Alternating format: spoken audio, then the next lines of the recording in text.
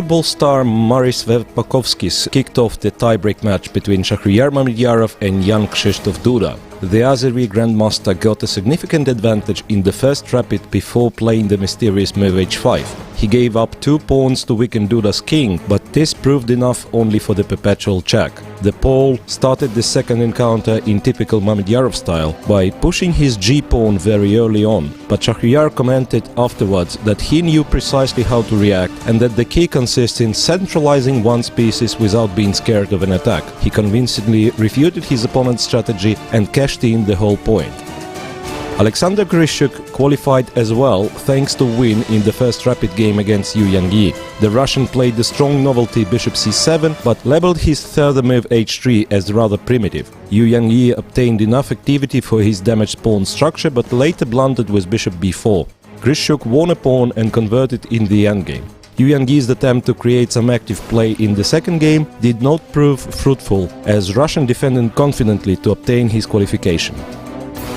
The tiebreak between Sergey Karjakin and Wesley So followed the same rhythm as both previous classical games. Nothing really happened in all 4 rapids, as both players neutralized each other's thanks to their solid openings with black.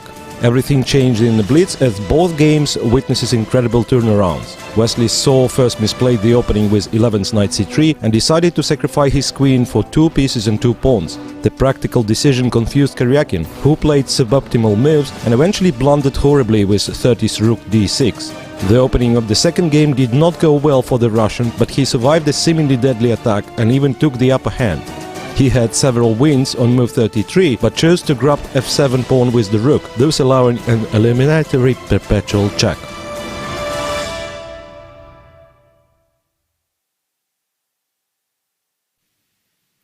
We are glad to welcome everybody to the semi-finals of Riga FIDE World Chess Grand Prix. And the games are about to start. I believe we will have a special guest, well, really special guest today, to make a first move in the game between Maxime Vachier-Lagrave and Alexander Grischuk. So it's nobody else but Mairis Briedis, a world champion of cruiserweight category in the boxing. And he is a especially popular sportsman in Latvia, currently holding the title of the world champion in the VBO category and winning 26 matches and just 1 loss, which was quite a famous game against Alexander Usyk, who has now moved to the heavyweight. And yeah, he got to make this first move in the game between Maxime Vachier-Lagrave against Alexander Grischuk. Yeah, and the second semi-final you could see as well. Shakhriyar Mamedyarov today has the white pieces against Wesley So. Both of those players, as well as Alexander Grischuk, they play the tiebreak yesterday. Right. Yeah, well, got confused. So yesterday it was a huge tiebreak, and well, Wesley So had the most job to do. Well, only in the Blitz games he managed to win against Sergey Karjakin. So Wesley So, as you can see, facing Mamedyarov. Mamedyarov today has the white pieces. And Grischuk plays black against Maxime Vachier-Lagrave. Maxime, by the way, is the only player who didn't play tiebreak yet, right? So he won both of his matches in quite convincing manner, winning the first classical game, then making draw in the second one from the better position in both cases.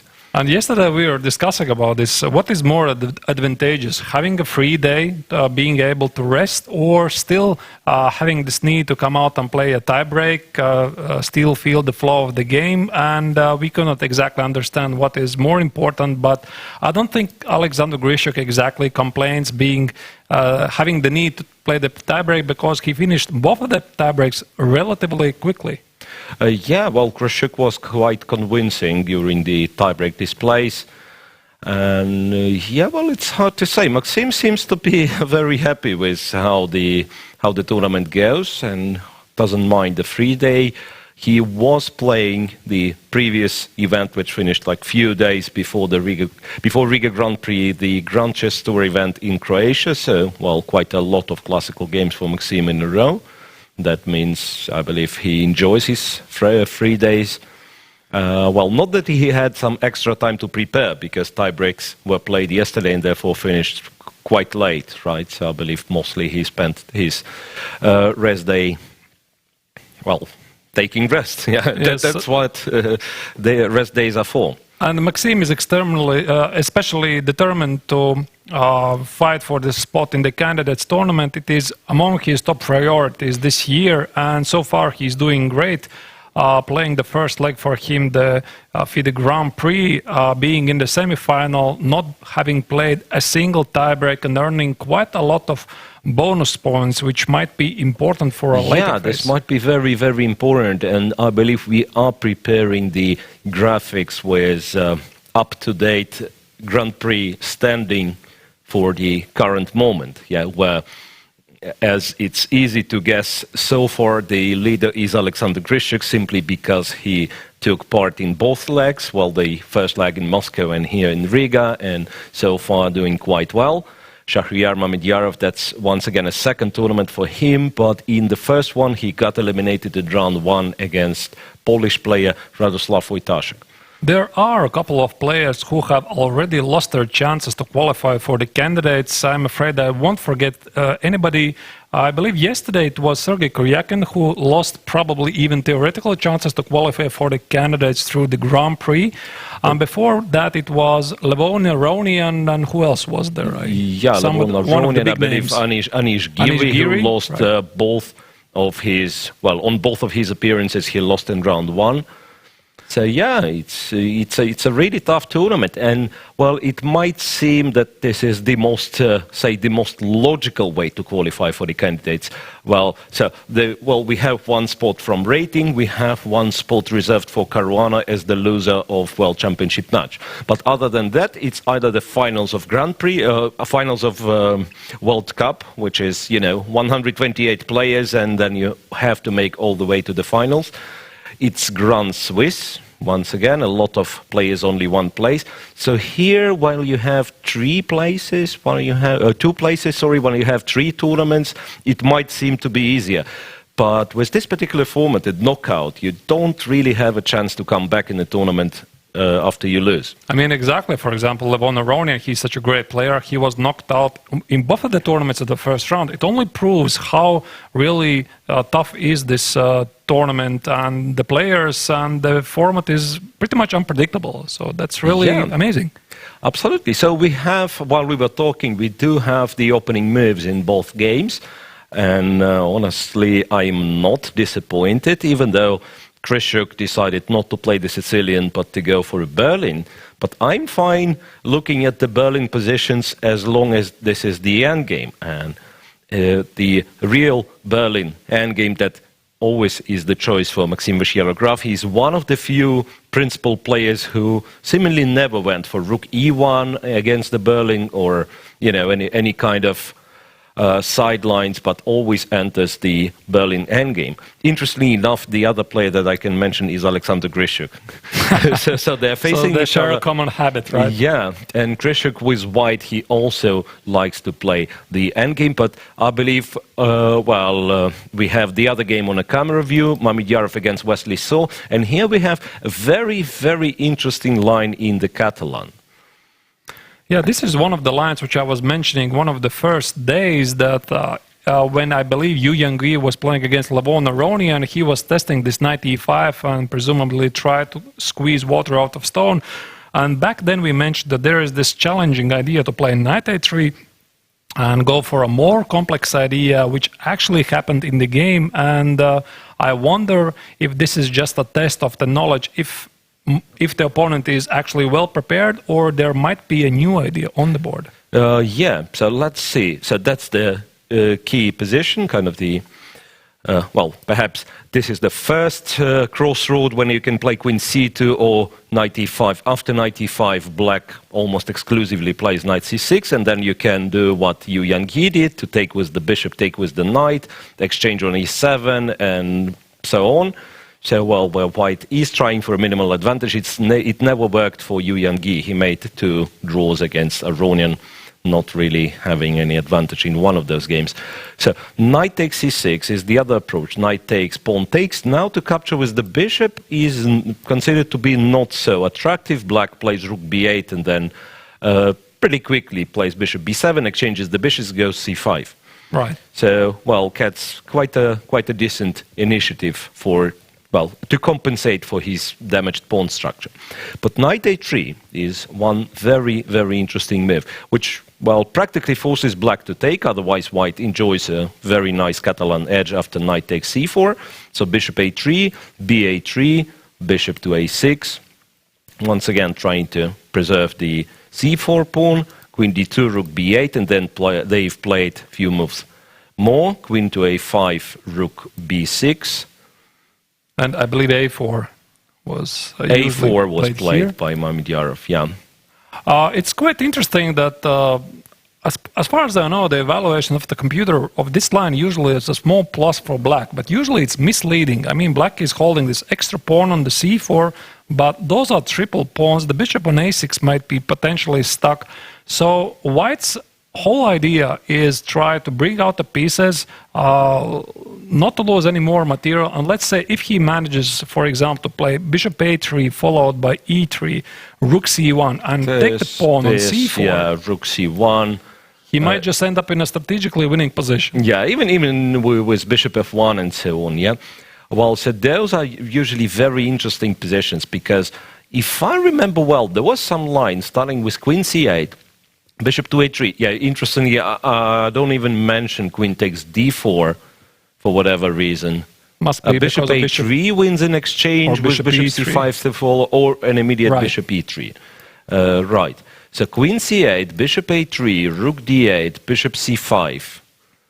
And then it's really awkward for black to move the rook. But as far as I remember, black doesn't really move the rook. So he's just sacrificing in exchange, recaptures with the pawn, and then plays this one on. And then black has a very strong pass pawn and a healthy pawn structure. So. Yeah, well, it improves, of course, black's pawn structure. Right. So after a4, queen d6 was played by Wesley So. That's another idea. And a3. Queen d6 and a3. This is something interesting. The point was, of course, that bishop f4 is met with queen b4. He's met with queen b4, intending to swap the queens. So therefore, a3, covering the b4 square, and once again planning to play bishop to f4. If I can believe my database, a3 is an actual novelty. So far, queen d6 has been played before by a number of people, including, I mean, the most notable amongst them probably Radoslav Wojtaszek against Dmitry Yakovenko. Those are the biggest names. Oh, okay. So Wojtaszek played it for black, right? No. In this particular game, he might have played with black. In this particular game, he was playing against Yakovenko. So Yakovenko played it. Right. And there have been tried a number of moves. For example, rook f to d1, queen c3, e4 is by far the most popular choice, but a2, a3 is an actual novelty, and you can see that Wesley is already in a deep think mode. He doesn't recognize this move. Yeah, and Shak, with all his appearances, trying to, to put some extra psychological pressure. I mean, that's what you do. You play a new move, and then you stand up from the board, you're walking and kind of hinting at your opponent that, yeah, please, what do you have this one prepared? Do you know what to do after a3? It shouldn't be like the move which breaks the evaluation of the line. Yeah, right. Logically, if it is a good position for black, it should be still holdable, and yeah, it doesn't look revolutionary. Like although it does look weird, right? I mean, white is voluntarily wasting on tempo, but I would imagine, I mean, I don't know what Shakhriyar Mamedyarov has prepared for this particular game, but I would imagine if you play a3, you are planning to play something like bishop d2 and bishop b4 afterwards, because you cannot really play bishop a3 in one go, because queen c3 would be probably the most natural try, and after queen... Yeah, and what was happening after queen c3? So point of queen c3 being that if black wants to swap the queens, he actually loses the exchange. Yeah, right. And queen c3 has been played 3 times before, and in 2 of those games, black opted to play knight f6 to d5, attacking the queen, and white doesn't really have the time to play bishop a3 immediately. Or in one game, which I mentioned, Radoslav Wojtaszek against Dmitry Yakovenko back in 2016, he played rook f8 to d8. So that was the game, and it's actually a relatively unexplored line. So no wonder that Shakhriyar decided to at least try it on the board and see what happens. Yes, once again, I can imagine rook d8, and you go bishop f4, your opponent takes on d4, swap happens, bishop e3, and then some c5, and who knows what's that. Yeah, probably that might have been the idea. So it's so important at this level, you cannot just outplay your opponent with brute force. I mean, everybody has a fantastic positional technique. Everybody is calculating lines so well. So you need an opening surprise. I mean, if you want to score a win. And let's see, I mean, if Shak will actually manage to do it. Yeah, right. Apart from bishop d2, bishop b4, there is potentially just a bishop f4 move, right? But the idea driving not to allow queen away, yeah. b4, right? So there is no queen b4 in response. But then I'm not sure, say, black plays rook b8, bishop f4, queen d7. I'm not sure what this bishop does on f4. Maybe it is better to play bishop d2, bishop b4, and finally bring it to c5. Well, at least strategically wise, it looks interesting, and but it's not clear what black should do. I mean, he has so many appealing moves here to calculate. I mean, something like rook d8, rook b8, perhaps even knight e5.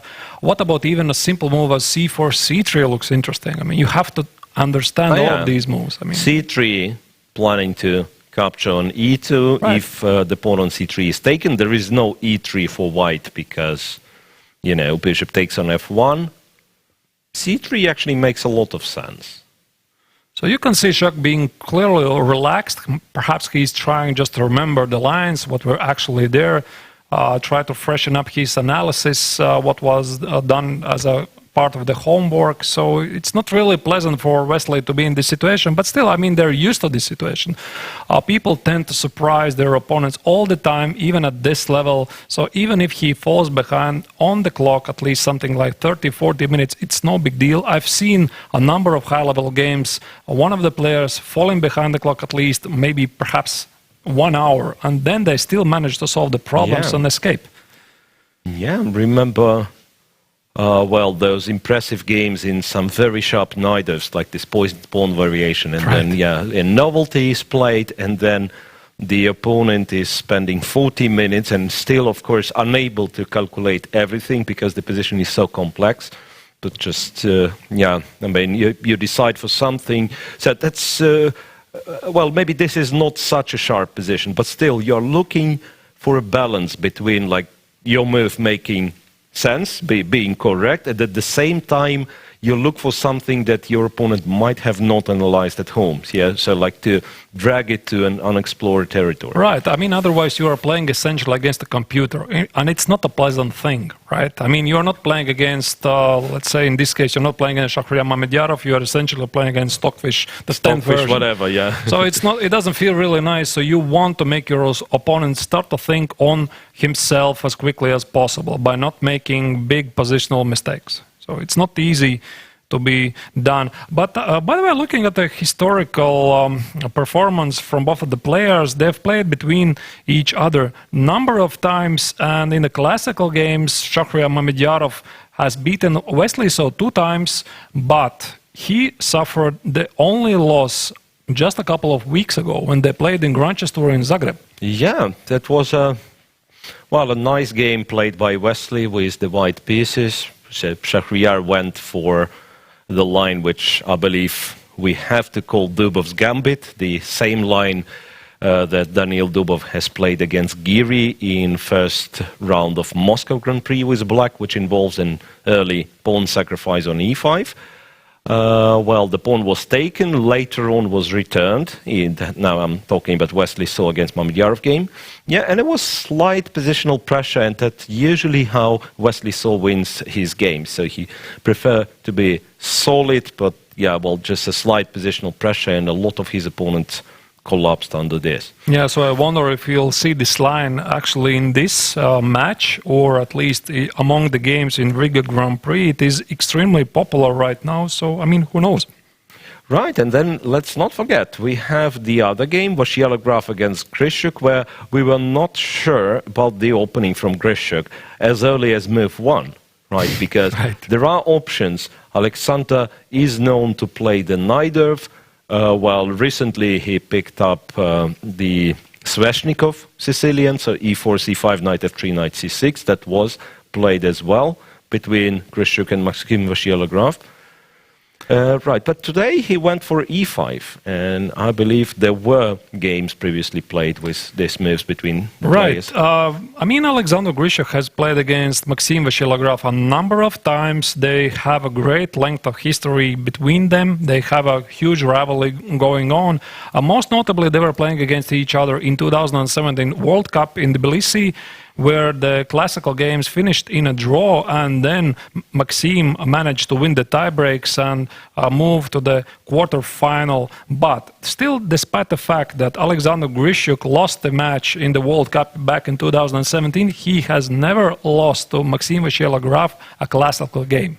And he has won at least one, I Just believe. one, yeah. If my calculations were correct, he won one game playing last year in the Isle of Man tournament, which is this year known as the Grand Swiss.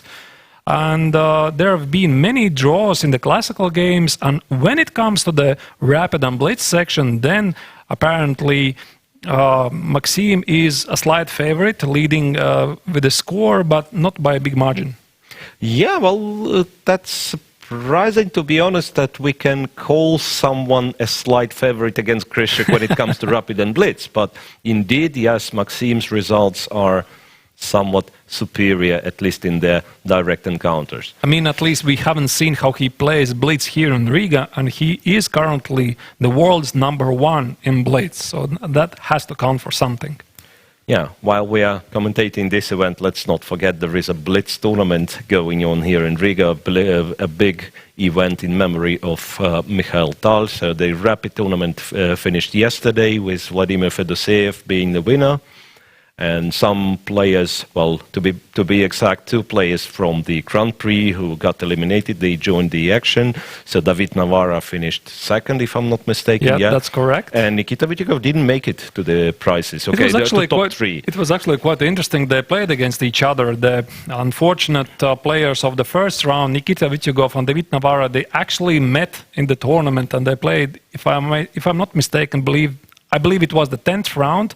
And David Navara was victorious, and he finished in second place, which is, still a very good result for the Czech Grandmaster. And the third place was, I believe it was Rasmus Swane from Germany. Yep. Right. So it was a huge tournament yesterday. It was held for 2 days. Almost 300 players, over 50 Grandmasters. You can imagine. It was a huge hall filled with Grandmasters, very strong players. And today they're playing the blitz section. Yeah. So, coming back to this game, and as I said, when you have Maxime Vachier-Lagrave playing with white against the Berlin, you can be sure it will be the Berlin endgame. And yeah, this game is no exception. Knight d6, takes on e5. So far so good. h3, bishop e7. So Maxime is a very principled player, I would say. Yeah, well, same as with black. His repertoire is quite narrow, but very well studied, right? So it's exclusively Najdorf against e4, exclusively Kronfeld against d4. Right. And with white, yeah, he tends to prefer the same lines, more or less. So h3 and not h5 from Grischuk, but bishop to e7, knight c3, still giving a chance to play h5, knight h4, takes, rook to e1, and somewhat surprising move, a7, a5. Well, the idea is not new, and I believe some people were playing a5 as early as here. Like Belarusian Grandmaster Alexandrov, who was playing the Berlin before it became mainstream, I believe before Vladimir Kramnik's match against Garry Kasparov. Alexandrov was already playing this endgame, and I believe a5, even in this position, like as the reply on knight c3, it's possible that he was playing a5. So a5, sort of inconcrete move, right? So, well, we take some space on the queen side potentially. Let's see how white reacts to this, and later on we'll make the decision about where the king is going, where the bishop is developed. Knight to e2 played by Maxime. I mean, ideally, White would want to trade all of the pieces and move to the pawn endgame and somehow try to claim that he has basically an extra pawn at the king side. And that's usually the whole point of this endgame, but it is easier said than done because it is so difficult for White to exchange this powerful light squared bishop on c8, which usually is activated by playing the standard moves as b6, c5, then put the bishop on the long diagonal and actually create quite a serious counterplay. And there have been a number of games where Black scores a very nice positional victory in this line. Yeah, absolutely. And the other problem for White is in comparison with the exchange variation of Ruy Lopez, where you have your pawn on e4, right? The pawn is already on e5. So first of all, of course, it makes Black's light square bishop much more active. And then later on, especially if, let's say, the dark square bishops are getting exchanged, king e7 and king e6 in some positions. Once again, if the knight is not on e2 but somewhere else on e4, yeah, then king e6 sometimes comes, attacks the e5 pawn. So it's not as simple for White as that might seem. Yeah, so you can see Alexander is trying to remember something. Definitely, he still should be well within his analysis. Yeah, I believe all of the moves here for Black look pretty much the same, so I believe it's more important about the structure. So, yeah, in which order of the moves try to execute it? I mean, could c6, it be b5? that he has to start with this, like rook e8, to figure out where the knight is going? And then, I mean, it feels nice to attack the e5 pawn, Right. the moment White can't really defend it. And something like knight f4, I would imagine, is the big F4. idea. Ah, yeah, knight And f4. something like knight h5 is the threat. Ah, knight h5. That's why they play it this way. Yeah, maybe. Yeah, maybe this is where the knight is going, because I honestly thought that this is like, yeah, knight f4, knight h5. Now I realize it might actually be quite annoying if the knight is getting It must there. have been the idea, at least, that White wants to put the knight on f4 and, for example, at some moment play e5, e6, force the trade of the pawns and thus forcing Black to give up the bishop on c8. So essentially, he forms this extra pawn advantage at the king side and having trade the bishop for the knight, which is in White's favor. Yeah, that's precisely what I thought as well. Like if you're trying to play it slow, b6, for instance, yeah, then even knight d4, e6, or knight f4 followed by e6, yeah, Right. might be a bit unpleasant, because with bishop being on h4, you kind of don't have the luxury to answer e6 with f6, which sometimes the players in Berlin they actually do, right? But not here. Like if White plays e6, where next move f6 seems unlikely. So knight e2, and Grischuk has started to think. And meanwhile, it seems we have another move from Wesley So, because Mamedyarov is back to the board. So a3 was played pretty quickly, rook f b8. It was also quite a quick move, still taking into account that Wesley probably was surprised. Well, perhaps he knew the idea. Oh, well, my timer actually says he has spent almost 14 minutes on rook f b8. Not according to my information, but maybe you're right. Yeah. So this one, the PG and I have, it is connected to the physical digital board. So well, it claims rook f b8 took Wesley So 14 minutes to play, and then e4 quickly. So far, no surprises. And Black is thinking again. e4 was a very clear idea. I want to play e5. I want to win a piece. What to do for Black? Because, I mean, White even wants to play a positional chess. He just wants to play bishop e3, presumably at some moment threatening to play d4, d5, targeting the rook on b6, or also including a positional idea to play rook f1 to c1, and potentially at some moment even might be possible something like bishop f1 and just grab the pawn on c4. Win the pawn back. So it's not so easy, I mean, for Black to understand how exactly should he proceed. So, yeah, I don't know. c3 feels like a very committal move, but, I mean, what to do afterwards? I mean, c3, yeah, even well, rook e1? c3, e5 as well. I mean, or e5. I'm kind of bothered with this, because how realistic Black's counterplay is, nobody knows. Yeah, bishop f1. Bishop f1, Bishop or even f1, and perhaps, maybe c2, yeah? perhaps there was an intermezzo move, bishop e3. There is bishop e3, I don't know. I don't know, Bishop really. f1, yeah, well, Maybe it's too much already. Say, yeah? Hard to say. So, well, c3 could be a possibility, but after c3, well, let me...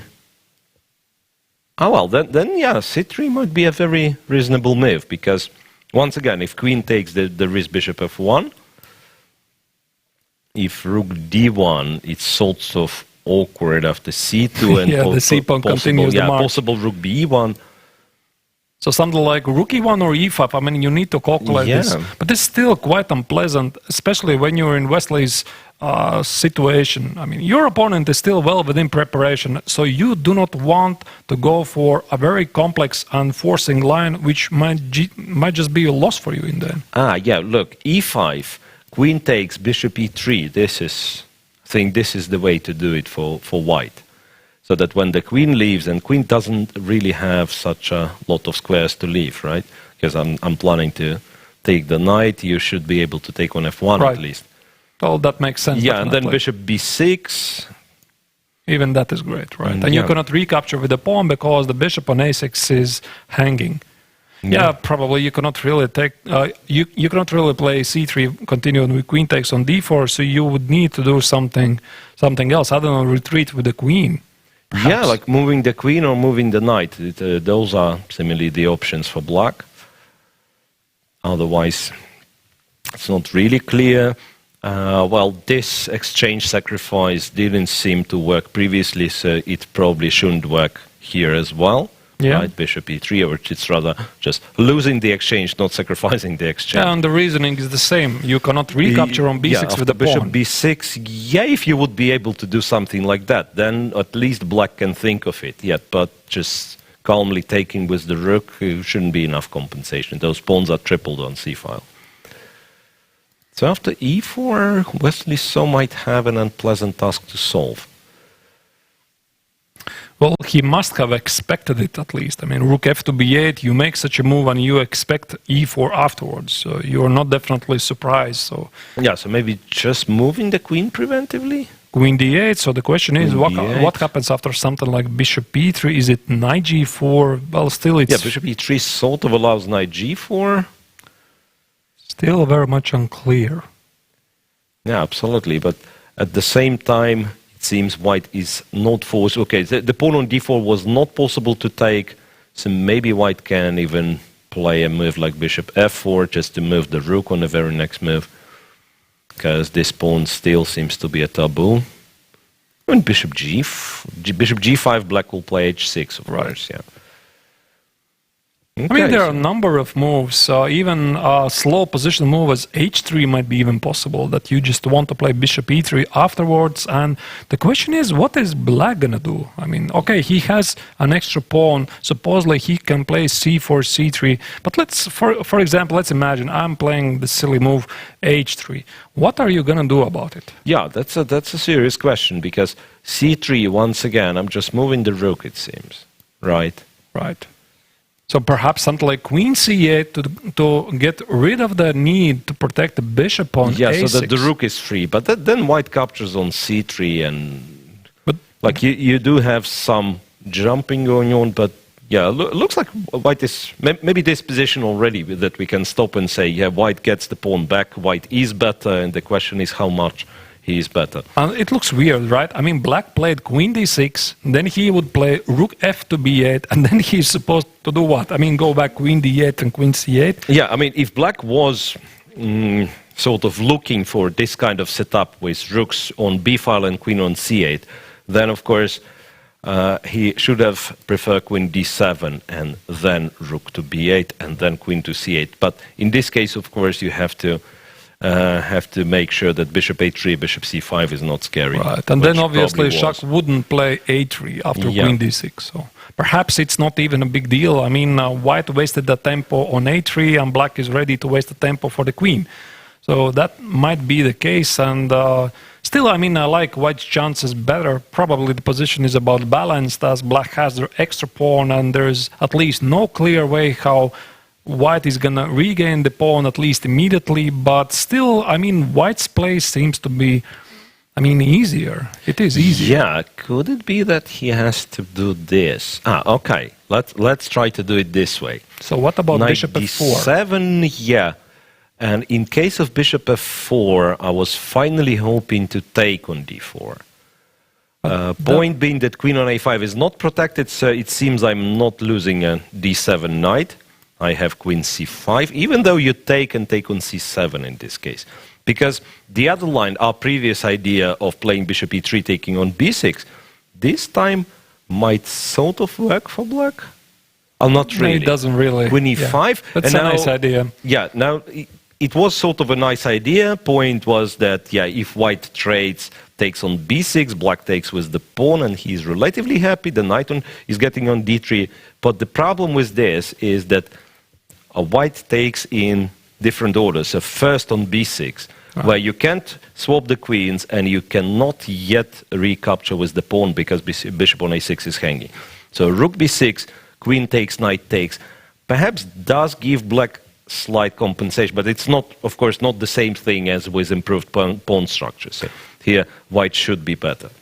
Now that I'm looking at this position, I do not really see any different way how for black to unwind from these annoying pins than to position the queen to c8 and then try to activate the rook.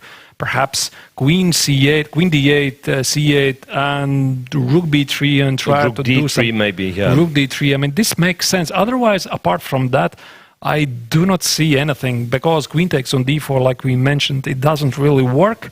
What to do? I mean, bishop f4 is still a positional threat to reckon with, but what to do else? I mean, bishop a6 cannot go back to b7 or c8, so you need to activate something. No, c5, no, e5, so it does seem to be like a very nice positional idea from Mamedyarov to play a4, a3 to secure white's queen position on a5, which is very annoying for black. It actually ties down nearly all of black's forces. So no c5, no e5, the bishop on a6 is constantly hanging. Yeah, it's a nice try from Mamedyarov, who definitely isn't going for a quick draw in this game. If you play knight a3 in this opening, it means you are there to fight. And we are glad to see that. Yeah, and looking at the clock of the players, Mamedyarov is on 1 hour 36. So that means he actually managed to get a lot of extra time. So it's extra 6 minutes to the starting time. It's always nice. Well, a move by Grischuk in the other game. After knight e2, the bishop was developed to d7, and Grischuk switches to his usual mode of spending time, which is basically up to 10 minutes on every single move until the time trouble, and then he inevitably will have to speed up. I like this move. It's a very smart waiting move because essentially black is not making any committal decisions. In case perhaps he is ready to play c5, b6 and transfer the bishop to c6, very often the king goes to c8 instead, in case something starts to happen on the d file, and I would imagine he is ready also to respond with something after knight f4. Probably it's something like rook e8, I would imagine. I don't know. I mean, after knight h5, yeah. So let's say rook, knight h5, you and can g6. still play g6. Right. Yeah? It makes sense, and you cannot really go back because you have essentially lost time, and knight f6 is just equal. Knight f6 is an extra piece for black because rook on e1 is not yet protected. Right. Yeah. That was my great idea. Maybe knight h5 is not to the point at all. Yeah, perhaps maybe bishop d2 inclusion and then knight h5. Yeah, but, has to develop the bishop to d2, c3 maybe. Right, I forgot that the rook is not defended, but for example, I mean, let's say bishop d2 and some kind of useful move like c5 or b6. Or maybe a4, yeah, because this pawn sometimes is hanging and the fitting is like anyway, I mean, if you can push it to a4, maybe you just do it. Right. And then knight h5, yes, essentially this is the line Arturs was talking about. Takes here. Yeah, by the way, sometimes this is an unpleasant position for black. It really depends if black is on time to somehow regroup his forces. So despite like a dry look of this position, it might be because bishop. I mean, if you don't play bishop e6, white's going to play rook e7, and this is disastrous. So Right. bishop e6, bishop b4. Let's And say you need to watch threatening out to capture. for rook e6. King goes here. It's like check, king e8. And bishop e7. And something like bishop e7. But in this case, you probably just take on a2 and you say, yes, my king is not moving, but I've taken another pawn.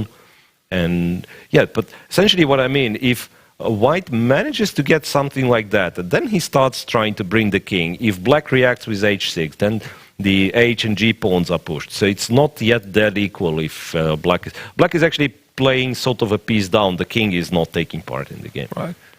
So even positions like that might be unpleasant. And very often in this line, white's idea is try to move forward with the kingside pawns, but how to do it properly? I mean, it's easier said than done. You want to, for example, idealistically, I want to play g4, king g2, move the rook somewhere, f4, f5, and sort of form a passed pawn, or at least take control of many squares. But the problem is that g2, g4 is still a very committal move, and it jumps directly under the standard response h7, h5. So you're going to do it really immediately. Yeah, g4 immediately would be... Okay, it already disaster, would lead, right. you know, to some really, really crazy complications. Right. Or maybe just, just a disaster. Yeah, but for some moment I was looking at this, like g5, and is this bishop in danger? The question's going to be, because bishop h3 doesn't seem to work because of knight f4. I'm attacking the bishop, and then when the bishop goes away, knight g2 traps the other guy, traps the guy on h4. So, but yeah, of course, this is not what white normally looking for. Yeah, it looks counterintuitive, so definitely, unless this is a well deep prepared idea, I don't think that white can voluntarily go here. Yeah, so somehow you want to move all the stuff really in a slow fashion, maybe even playing g3, king g2 first, then f4 in the right moment. Yeah, so, well, not easy for white, indeed, yeah. In the long term, it seems that white has more significant factors to his favor, let's say. So the pawn's majority on the king side, that's... Yeah, and Maxime has played bishop d2. Bishop d2, once again, no commitments. First developing the bishop, bringing the rook to d1, perhaps the a rook. And then he will try to see where exactly he wants his pieces to be. And even the knight is not yet defined. Well, rather, the route for this knight is not defined, where the knight is going. All right. So, a4, rook e8. King c8, well, king c8 you probably don't want to hurry with, because in some positions you might actually want your king on e8. Black can switch back to this h5 plan. This is something to talk about, because it's very typical that h3 is met with h5, yeah? Right. So let's say if black plays h5 here, white goes with knight d4, perhaps threatening e6. Rook e8, knight f3, bishop has to retreat to e7, and bishop g5. For instance, positions like that, they're also very important in understanding of the whole line's evaluation. Bishop to g5, white swaps the bishops and then puts the knight on g5, tries to say, yeah, I'm better forever. But it's not necessarily the case. And even... Actually, it's very interesting. I read a commenter that so far up to the, which I believe was the 12th move, players were following the game Maxime Vachier-Lagrave against Levon Aronian in 2018 London Chess Classic. And up to this moment, after rook e1. After rook e1, and in the game here, Alexander played a5, if I'm not mistaken, because these moves there was a5, and Aronian has played b7, b6, and eventually lost. Yeah, and eventually Maxime managed to win the game, so we can perhaps show... Yeah, we can look, yeah, so that is, once again, London Classics 2018, right, which was the final event for Grand Chess Tour series, and game 1.4 means the rapid. Right. It was the rapid, so b6... b6, was played by Aronian. g4, bishop e7. g4. You're right. I mean, this was the idea, just to try perhaps h5, g5 is the trick. And then rook e4. That's a nice. Yeah. In this case, it's rook e4, like a threat immediately. That's an interesting idea to So trap bishop to the bishop. e7? So bishop e7 has to retreat, and now black is sort of willing to play h5. And in the game was bishop e3 played, bishop d7, rook d1, king c8, knight e2. Now only Maxime, back then, at least in December of 2018, he played knight e2, rook e8, knight f4, bishop f8. And there was a long positional game going on, and Maxime managed to win this game and score a full point. So actually in this game, there was a diversion, and Alexander Grischuk decided to play a5 and divert from the played path. So probably he was ready for this. I mean, this is not a secret that Maxime plays this line. So Yeah, and I'm wondering what was wrong with g2, g4. Because if this move works against b6, I don't see a reason why it wouldn't work against a5. that's a very good question. Yeah. So maybe the what move is itself is not that great, yeah? I mean, what is the difference between a5 and b6? Probably there is no difference, because even I would imagine b6 might be even more favorable for black. Because at some point at least you can play bishop a6. Yeah, a5 is like a really long-term move. Yeah, so I do want to get some space on the queen side, of course. Yeah, in some remotely remote positions, maybe rook a6, rook b6 will materialize, but not now, really. Right, and g4 is very committal move, and you can make this move also later. I mean, so Yeah. I think also Maxime was thinking about that. Most likely, Grischuk is prepared for this line. It's not secret that he plays this with white, and probably he had prepared an improvement over this game, and this is why he actually chose knight e2 and bishop d2 in this situation. And it doesn't mean that he is not going to play g4 afterwards. Yeah, so sooner or later white has to start moving his majority on the king side. That's more or less the only way white is capitalizing on his advantage in this line. And actually, both of these players have already placed this particular line between each other back in 2018, although it was a blitz tournament. Yeah. And after the bishop takes on h4, the whole line with knight h4 and exchange of the knights on h4 was already played. It was already played between e3, both of these players, and then Maxime chose to play bishop e3, although it was a blitz game, so I don't know how serious it is. I mean, to take this into account. But we can quickly check it. So bishop d7? Bishop d7, rook d1, king c8, rook d2, b6, doubling the rooks on the d file, rook d8, and now, only now, Maxime played knight e2, c5, and knight f4. Knight f4 and Grischuk. Preceded by bishop c6, so the rook on d8 is defended by the bishop on h4. Yeah. e6, f takes, knight e6. I'm sorry for showing this line very quickly, but at least, I mean, this was a blitz game. After all, rook d2, bishop f6, and presumably black is just fine. I mean, black is doing okay, it seems, despite that white still keeps his majority, but it's not that far advanced, yeah? And the feeling is that you play e6 only if you get some extra benefits, right? Because just to exchange pieces like that, you do give black some time to play king b7 to bring the rook to a center. So I believe like next couple of moves for black are king b7, rook e8, and then the power of two bishops, you know, and at some point black might be even better if you're not careful enough. I mean, idealistically, if I was white, I would dream to exchange these dark squared bishops somehow. Yeah, somehow to play bishop g5, yeah.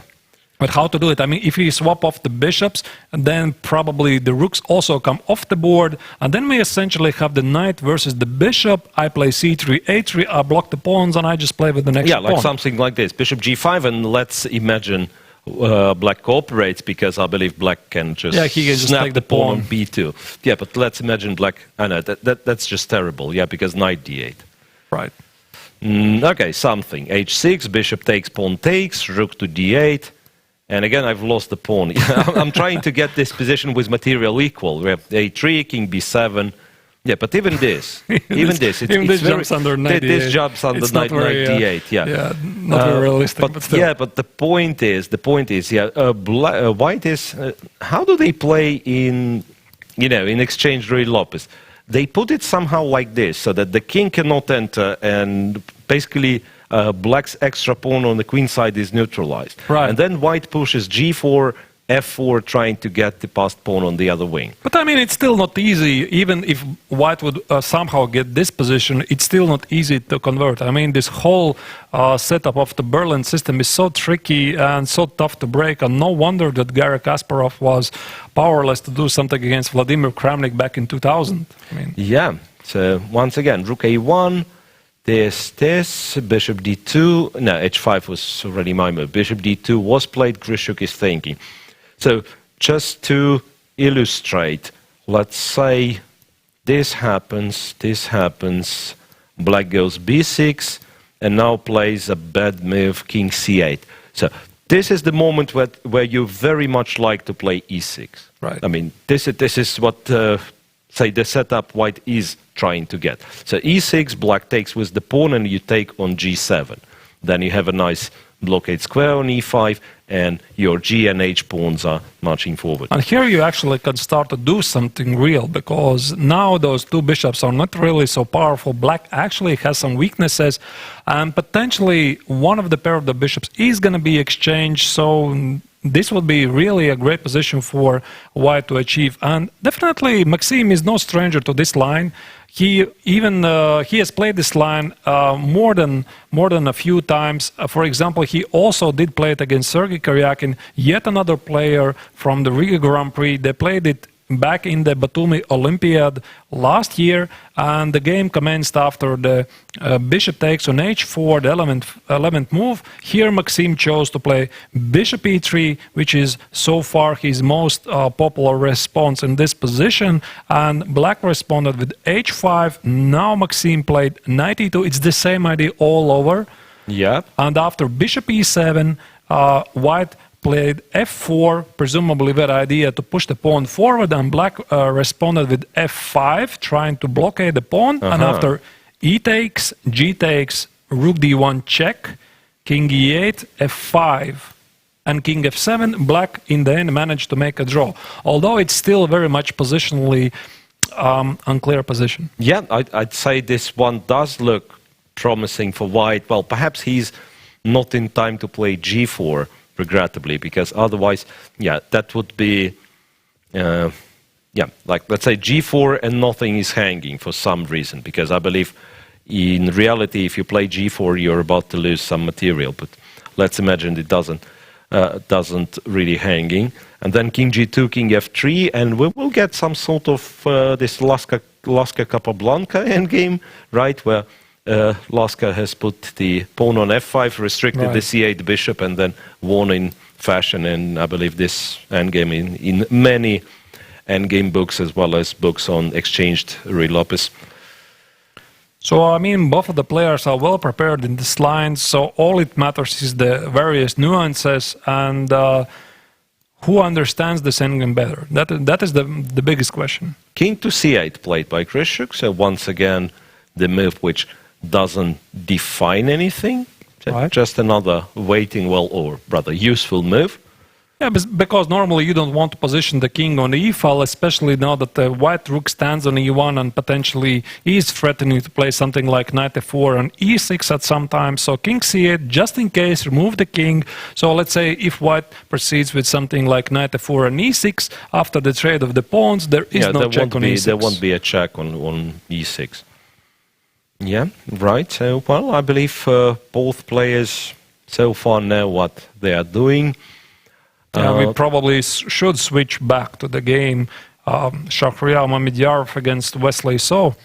Yeah, So spent quite a lot of time, namely 20 and a half minutes, and he has played c4, c3. The move that we were criticizing, we were saying that this move is not possible, judging by Shah's reaction. Look, Shah has started to think that means this move was sort of not analyzed or was not one of the priorities. Right. Because, yeah, if black, let's say, plays a normal move, the move you expect, then you play a tempo. That's what Shakhriyar was doing. So it kind of suggests that the move itself is not so great. Well, probably. I mean, you cannot prepare everything. You prepare as many lines as possible, but I mean, the number of variations, this tree of lines is so huge. I would imagine probably C3 wasn't among the top choices. It was possible perhaps a move before or move after, but right now probably it was something like fourth or fifth move from the computer suggestion. You just cannot cover everything. Okay, so what happens if I play e5 and as we figured out, queen takes d4, bishop e3 seems to be terrible for black. Let me check it again. So say queen moves somewhere, like g4. I take on b6. Could it be that bishop f1 intermediate is possible? Bishop to c7. And bishop g2. Bishop g2, bishop b8. Yeah, but this seems to be too much because white is threatening queen d8 mate. Yeah, so this doesn't really work. And you can clearly see that Shak is trying to remember what was in the file. I mean, he definitely was looking at something like that. Perhaps not in this particular situation. Perhaps there was an inclusion of a move, a slight difference. For example, he might have seen the position with the pawn not on a2, not the pawn on a3, but on pawn on a2. And he's trying to understand. I mean, is this possible or not? And you can see he's not exactly happy. I mean, perhaps I know this feeling actually because. Yeah, but I was looking at this. I was looking, or I have it in the file, and I checked every single variation, but not this one. Right. I mean, sometimes it has been that you think that, okay, this move is impossible, and there is something, I'm going to find it, and then your opponent plays exactly this line, and then you start to regret, exactly like you said, why didn't I check it further? It's such a human move, such a normal response. So what was there? So, I mean... I assume queen d8, he'll have to, since queen d4 seems to be impossible, he will have to settle for this. And... to play some position like white takes on f6, bishop f1, bishop f1, and who knows, maybe rook b1 quickly, or... But rook b1 is met by takes, and queen c3. You take on c3. Yeah, the pawn is falling, unless you can somehow play c2, and then... But I don't believe it.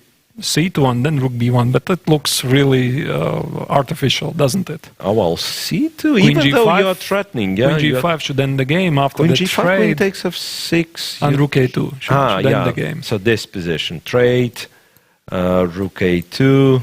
At least visually speaking, it looks...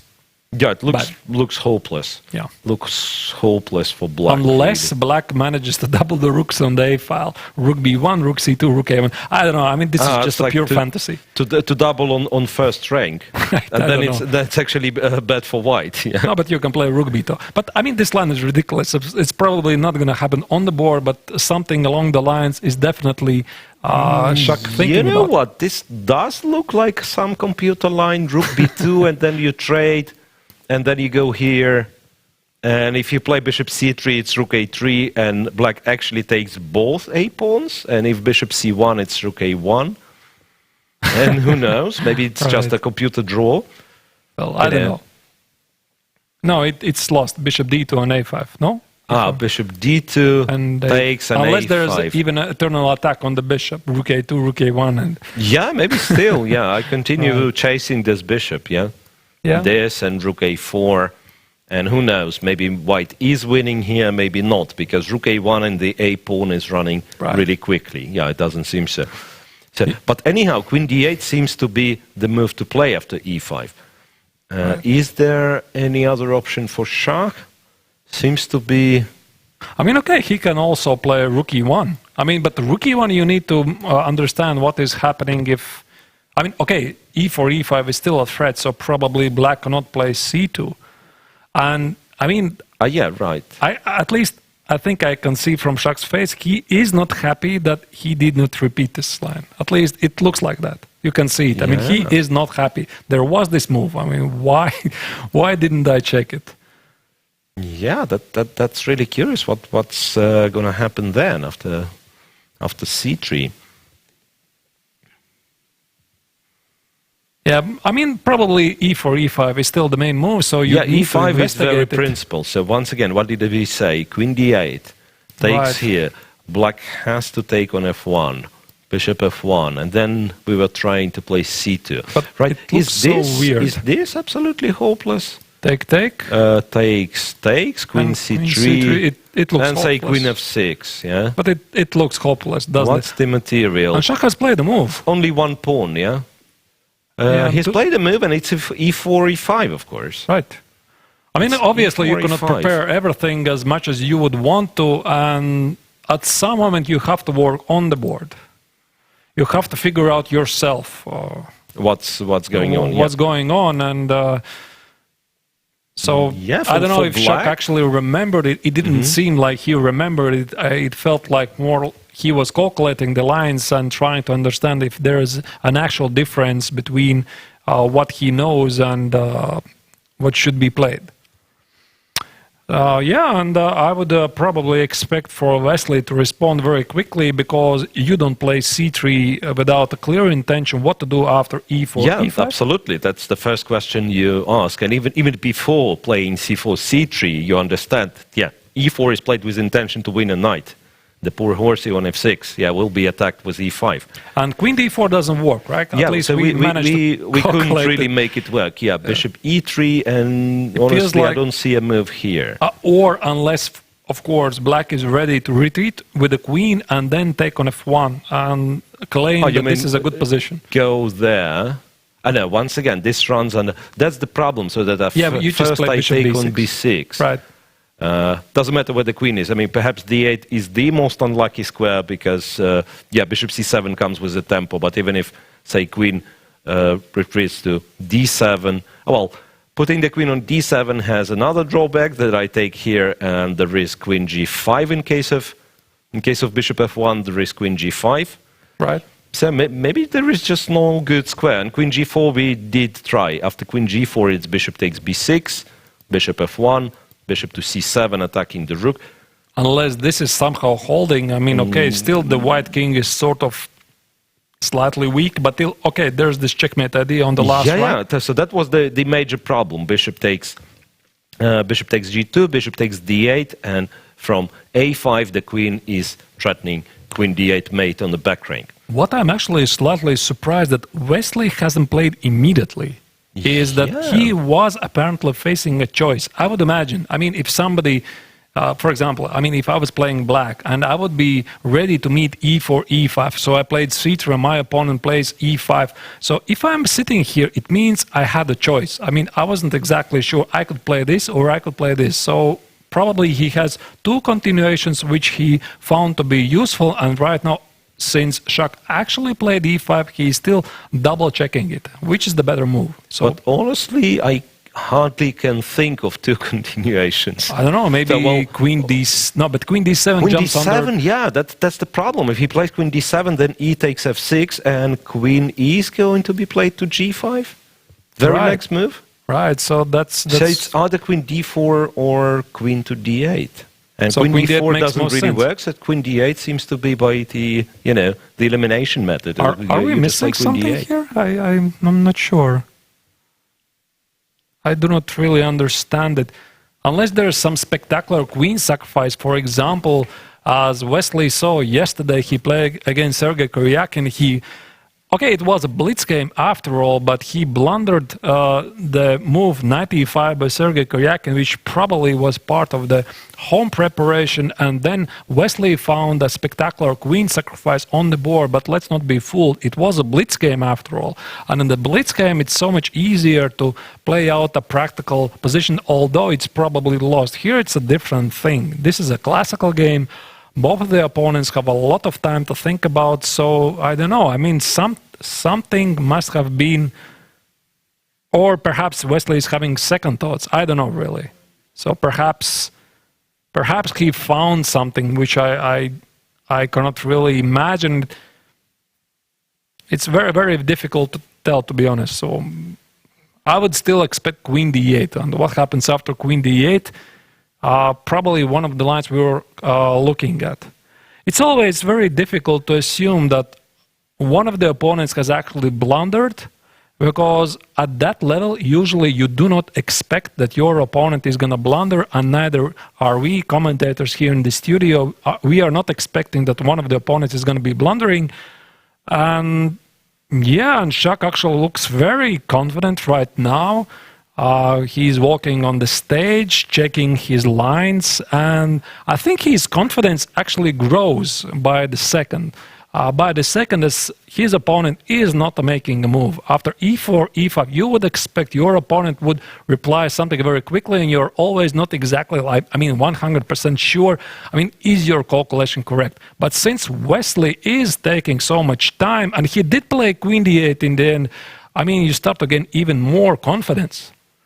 Right, and we have Yannick also here in the studio. What do you think, Yannick? What happened here in this game? First of all, hello everybody, and hello Arthurs. Well, I also got confused when I saw c3, because, first reaction, what happens after e5? Okay, queen takes d4, but then bishop e3, and it doesn't that should look good, be simple. So he went to d8, and I don't know, it looks like it's pretty bad for Wesley. Unless there's some immediate tactics, we're trying to work out these lines. For example, e takes on f6. Yep. And I would imagine something like that is gonna happen. And yeah, bishop f1 makes sense to be played. Bishop f1 and something along the lines of c2. At least we try to make it happen. Otherwise, nothing really makes sense here. Well, it looks lost, but it's not so easy. Rook takes on c2, rook a1. And presumably the rooks come to b1, and rook b2 feels like a forced move, unless I'm missing something here. Yeah, rook a1 maybe I'm missing something. Rook b2 takes, and there's some sort of eternal attack on the a file. That could be something, yeah. And if I do it without the exchange of queens, where was I? I don't know. Okay, queen g5 definitely is not a mandatory move. That was like my immediate solution, which I sort of saw automatically. Yeah, probably okay to end the game. I do not believe this position, to be honest, because queen g5 is a threat always there. Yeah. So what do you do if you are Wesley So? I scratch my head. Right. Yeah, that was slightly strange. What I don't quite understand is what he saw here, because e5, he cannot have overlooked e5. After e4, it's obvious, so he has to, to have seen it. Could it be that he blundered something? He probably blundered something, but yes, but what exactly? What did he blunder? What did he? It cannot be that he was ready to meet e5 with queen takes on d4. It cannot be, right? So here we had this idea that after c3 supposedly looks bad, which was our initial impression, that after, let's say here, if black does play c2, which actually happened in the game, white plays e5, queen takes on d4, and we saw sort of like automatically bishop e3. That's the most sensible move here. Sort of like important intermezzo. And yeah, it's really surprising, and we have a couple of moves in the game. So bishop f1 has been played on the board, and I would imagine something like c2 here. What else? Okay, technically there's also a move like queen takes on d4, which is something we did not have a look at, but queen takes on d4, you just play something as simple as bishop e3, no? Bishop e3. And queen f6 and rook c1, and I can take on b6 as well. Right. I guess. Wow. Yeah, right. You just take even on b6. This is surprise. And if he takes on f6, then maybe he can take on f6. You just take on c3, no? Just take on That's c3. It. At that level, that should be easy technique. Okay, at least materially wise, it's about almost equal. It's okay, two pieces for but the rook, two bishops are but strong. Two bishops, it's too much. They're going to be very strong. And rooks need, okay, they have this open file, but no real target then in the white position. Bishop e3, rook c1, everything is quite natural.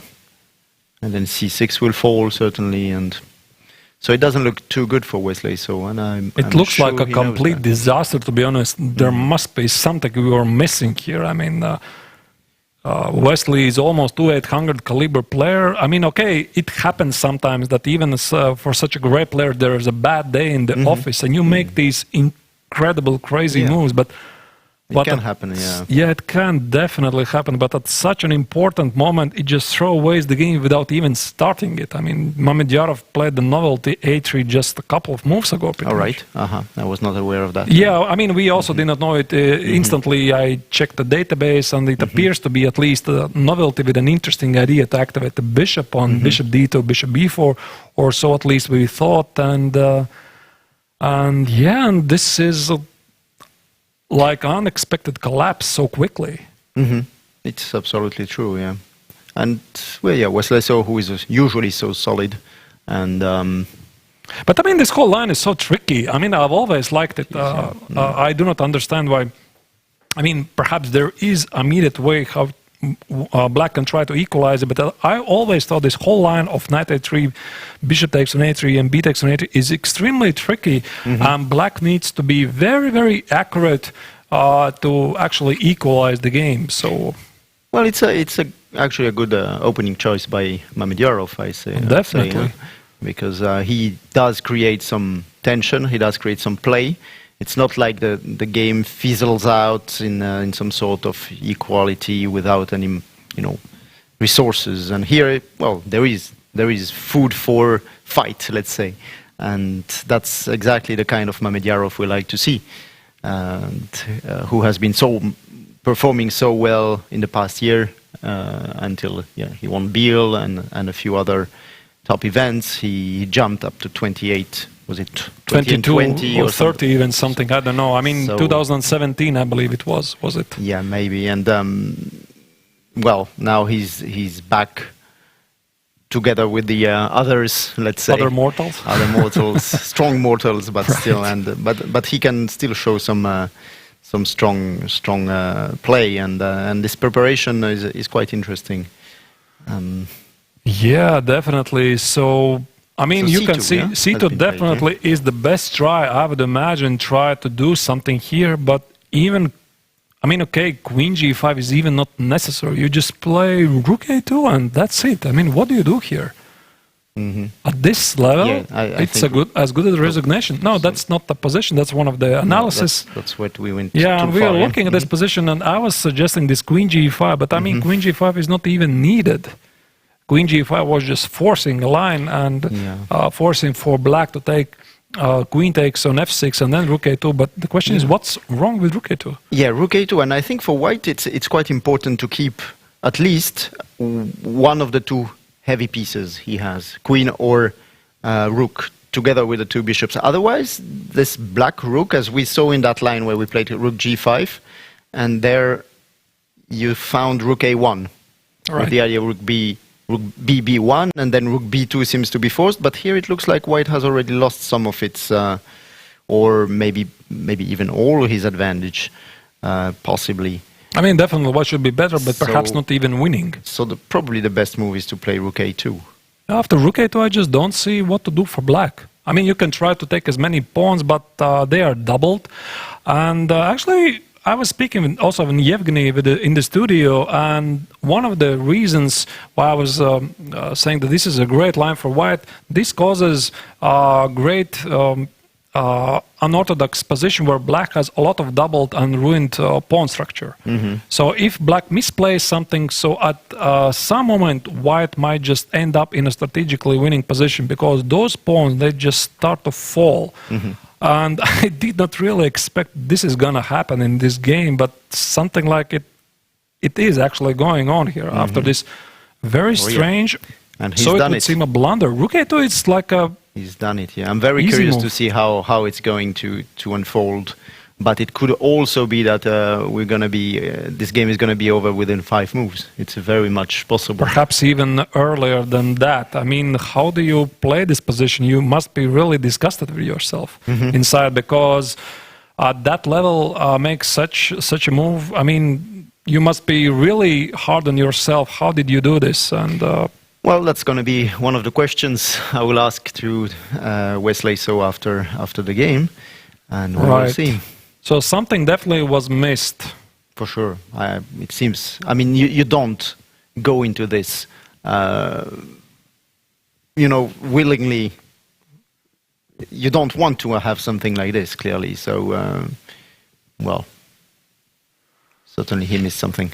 Yeah, so a very unfortunate day for Wesley So, a very bad start of the semi-finals. On the other hand, it's an amazing start for Shakhriyar. I mean, to score...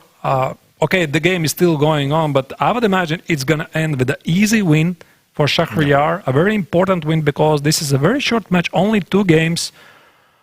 And yeah, a tough spot for the American to play from this moment. Definitely, yeah. Well, for tomorrow it would be, I mean, if he loses, which we think he will, but if he loses, then tomorrow, well, it's an all or nothing situation for him. And in a way, you feel a bit lighter, so that you can try anything and everything, but it's not the best situation to find yourself in.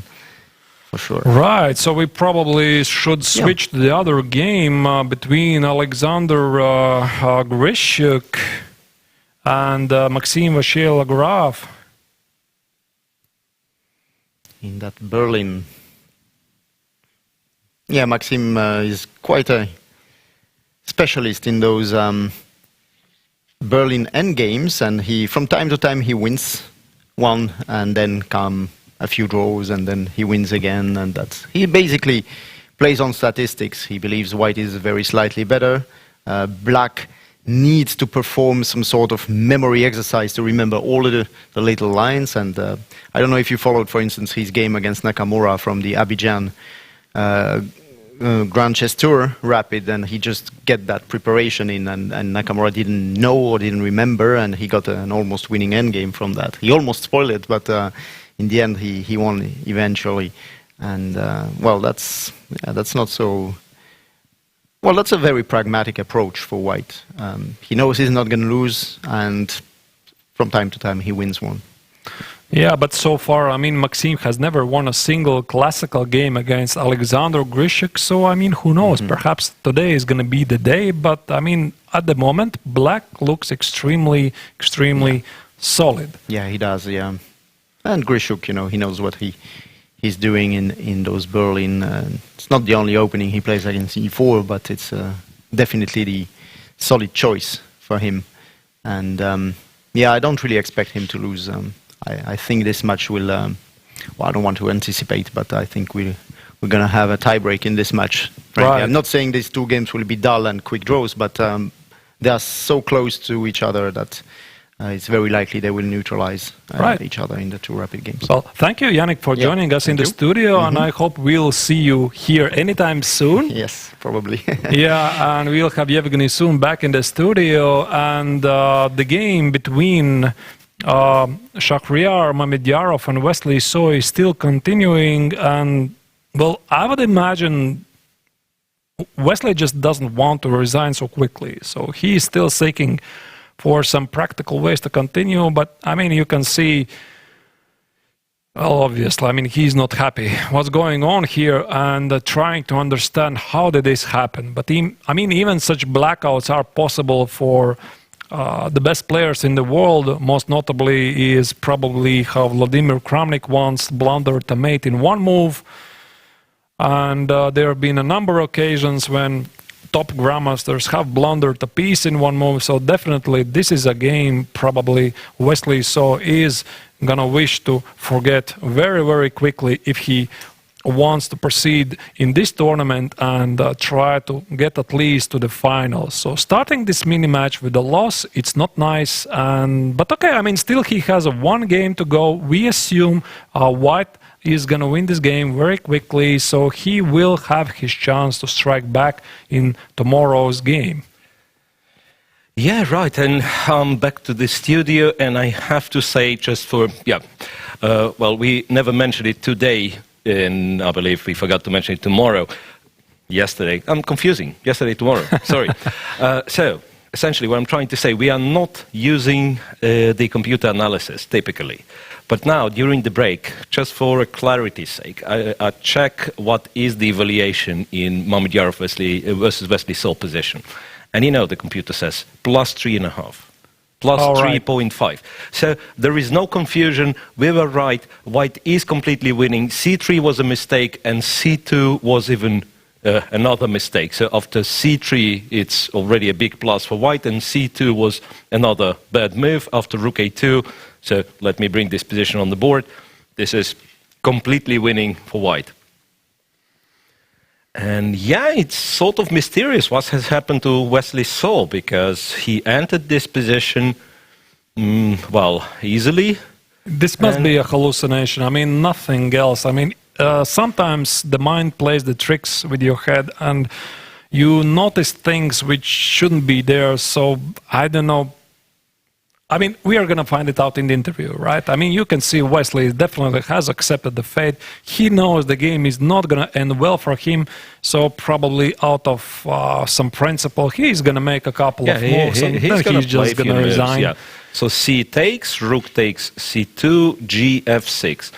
Well, you know, I'm not sure about only a couple of moves, because yes, the position is lost, but still white will have to demonstrate some technique at least. It's not like winning automatically. White doesn't have the passed pawn which is promoting, yeah? So white will still have to prove something. Well, I would imagine still at that level, that should be easy technique. You can just grab the pawn on c7, and everything that white needs to make sure is not to blunder anything at all. So yeah, so rook takes. Rook takes, and black would be happy to exchange the rooks, I would imagine, even though perhaps even that position is easily winning for white. So yeah, that's what honestly, that's what I thought, like rook b7, and then it is counterintuitive to take, but on the other hand, what happens if I take, and I'm not sure how to start this, but essentially what I want is bishop d2 to go to b4, right. Put the pawn on a5, go to c5, put the pawn on a6, so those pawns are moving, and well, the passed pawn in the center that black can create, let's say, this way, should be not so hard to block. I'm not sure if white has to take on e5 or not, but this looks just winning. Bishop to d3, king comes to f1, e2, shouldn't be a problem. And look, in this particular case, all black pawns are isolated. So once again, it's a bit ironic. He had a tripled pawn on c file, and now he has a double pawn on d file. Right. And the situation wouldn't be as bad for black if he had, for example, rook against, let's say, bishop and the knight, because that might be a standard occasion and not necessarily always the stronger side with the two light pieces wins against rook. But those two bishops, there is this notorious saying, I mean, two bishops are so powerful, and very often a single rook is just powerless. I mean, the bishops pretty much combined together, they control half of the board, and one rook, it's very difficult for the defending side to come up and try to save the game. Well, and yeah, once again, so it seems you can trade the rooks, but on the other hand, if you think of it like this, so I have two bishops which will restrict a lot of, precisely as you've mentioned, like restrict the rook's possibilities. That why don't I keep both black rooks on the board? It's not about my white rook, but about both black rooks on the board. So both rooks will have it, will find it difficult to find any use, right? So I'm thinking rook c5. If I'm allowed, I'm putting the bishop on h6, so there will be some back rank issues, right? Bishop b5 is the idea, to just shut down both black rooks unless black wants to play a6. Yeah, seems to be completely winning. What do you think Alexander Grischuk is thinking right now? He was looking at the board, probably in total disbelief. How did this happen? Well, he's thinking, how do you beat Wesley So quickly? Right. Wesley is known to be a very, very solid player, right? So Grischuk perhaps was surprised. Right. I mean, he definitely was surprised. So, yeah, you might be right. I mean, Wesley probably will try to keep the game going, at least for some time, because you don't want just to resign as quickly I mean, right after the opening. But still, yeah, if we are, let's say, if we are fair, rook a2, move 19, white is winning. So that's an opening catastrophe in a way, right? Right. So really, really surprising. And now it is sort of getting the explanation. The way Mamedyarov spent on 15 minutes on e4, e5, because he didn't expect black's move to be so bad. You're surprised. Yeah, I mean, I'm winning. Yeah, I'm winning after e5. What's going on? I'm winning. Well, definitely he did not check it in his analysis. I mean, because there was no such a move. Yeah, absolutely. Because yes, from human perspective, now that we have this position on the board, or we rather had this position on the board, you're kind of curious what happens after c3. But when you analyze with the computer and you look at top 3, top 5 lines sometime, and if this move is not there, you might just not check it, because it's. I'm imagining, I don't know what was going on in Wesley's mind, but probably after this e5 and queen takes on d4, could it be that he simply blundered bishop e3? Perhaps the whole just point unbelievable. was. Okay, let's try to make it work without bishop e3. For instance, we take on f6, black captures on f1. And now it is different, it seems. Because bishop b1 is f1, c2, or even c2, right? Yeah, c2 attacking the rook on a1, and who knows? Maybe it's black who has the upper hand. Or perhaps even rook b1 immediately. Or rook b1. Yeah. Well, why would I need c2? Yeah, exactly. Rook b1 immediately, threatening to swap the rooks. Both bishops pinned. Who knows what's that? Right, so he must, but this is so strange. I mean, to mess bishop e3, maybe there's a different explanation, but it only proves one thing. Wesley So is a human being. I mean, he just makes mistakes just as we do. He does it a lot less than we do, but he is still a human. So there is a hope for the humanity. Yeah, rook to b7, rook c5. And speaking of Wesley So being a human, I believe he said it himself in the interview after Croatia, where he was placed second after Magnus Carlsen. He says, I just feel like I won a tournament. Yes, well, we have one guy in our chess community who is under some suspicion. Now, obviously, I'm not talking cheating, but that he's kind of not from this planet. That's obviously Magnus Carlsen. With his recent results, that's absolutely amazing. What, has he won 8 tournaments in a row? Yeah, well, that's what they claim. So starting from last year's World Blitz Championship in St. Petersburg, he won 8 tournaments in a row, and more than that, any single tournament he has taken part in.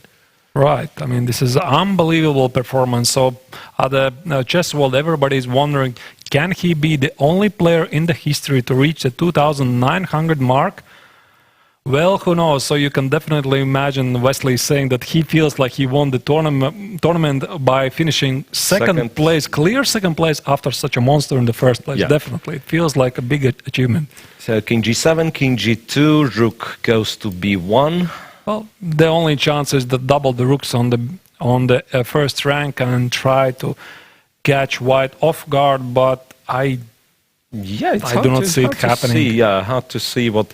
Well, by the way, can I just put the bishop to b5? Then I think so. Bishop e3. You know. Maybe even bishop a6 is. I don't know. Is it needed or no? Maybe it's not even needed. You have a lot of. Yeah, it's like I thought maybe I want to prevent this rook from entering to b3, and then it could be a bit like awkward, so that the bishop from c1 is not moving. So for the time being, maybe bishop b5. On the other hand, you have a lot of time. I mean, Mamedyarov has a lot of time. 1 hour 18 minutes. Imagine you spent 12 minutes and you're winning against Wesley So. That sounds very good. That is not going to happen anytime soon again. Yeah, definitely. Spent 12 minutes. Yeah, bishop b5 feels like it was played. It happened yesterday, but it was rapid. Oh no, it was the blitz game. Yeah, when Wesley So got, let's say, a lost position from the opening.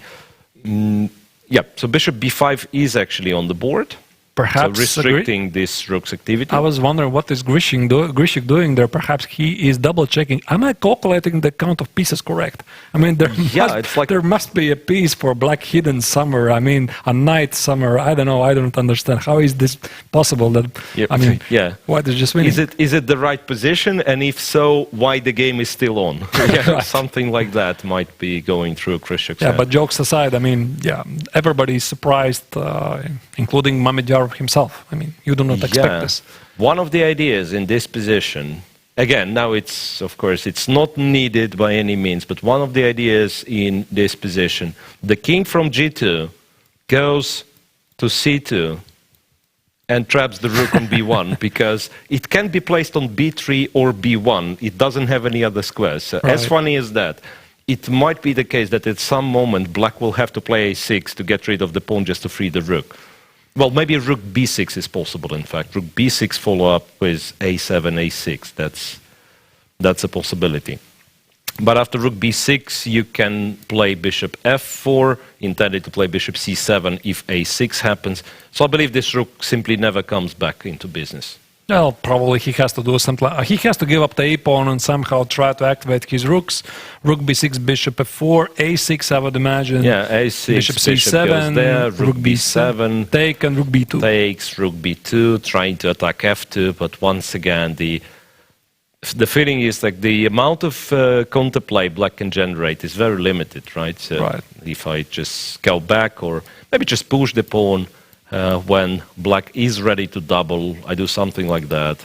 That's b2, probably too much, bishop no? g3. Bishop g3, yeah. G4, bishop g3 to guard the f2 pawn, then move the other bishop. But okay, now at least black has some counterplay. Yeah, you can black take rook starts takes on a3. taking, and maybe we'll try to drag it to some position with, say, an extra piece. No, extra piece should win easily here. I mean, there are some positions, like let's say I give the exchange for one of the bishops and the a-pawn, and if there is, let's say, if I manage to grab one more pawn on the king side, it might be not that easy to win. But obviously the current position on the board, which is the position after Mamedyarov has played bishop to b5, is absolutely winning. Well, stranger things have happened in chess history. So there have been some situations when the losing side has managed to escape a completely lost position with being down a lot of material. Is it going to happen today? I do not think so, but there's always this very slight chance. Yeah, well, somehow Mamedyarov seems to be a wrong guy to, to hope for him to not to win, because he's type of type of calculating endgame player. Right. And yeah, in this kind of position, at some point he will be able to calculate. I just move my a-pawn, I grab a7, I win. So it's not about, this like long dragging technique. It's just that, very straightforward it should be. Yeah, and if he was down on time, let's say 1 minute perhaps, then he might miss something. But here, 1 hour and about 50 minutes on the clock. No, there's no doubt. Well, incredibly comfortable situation for Mamedyarov. So probably we should switch back to the other semifinal. Yeah, Vachier-Lagrave, Grischuk, and here players consume quite a lot of time. Well, players being Alexander Grischuk. Maxime is actually on comfortable 1 hour 15 or something. Yeah, but Grischuk has spent, remember, bishop d7, 10 minutes. Bishop d2, king c8, another 12 minutes. After bishop c3, rook e8 was played pretty fast. Rook a to d1, g6, another 16 minutes gone. G6, I think it's an important move to include. Otherwise, black needs to understand at which moment is white going to play e6. Yeah, which moment e6 becomes annoying. And now that I've mentioned sometimes the potential endgame when knight gets to f6 and getting exchanged might be dangerous for black. But first question is, how do you get the knight on? How do you get the knight on f6?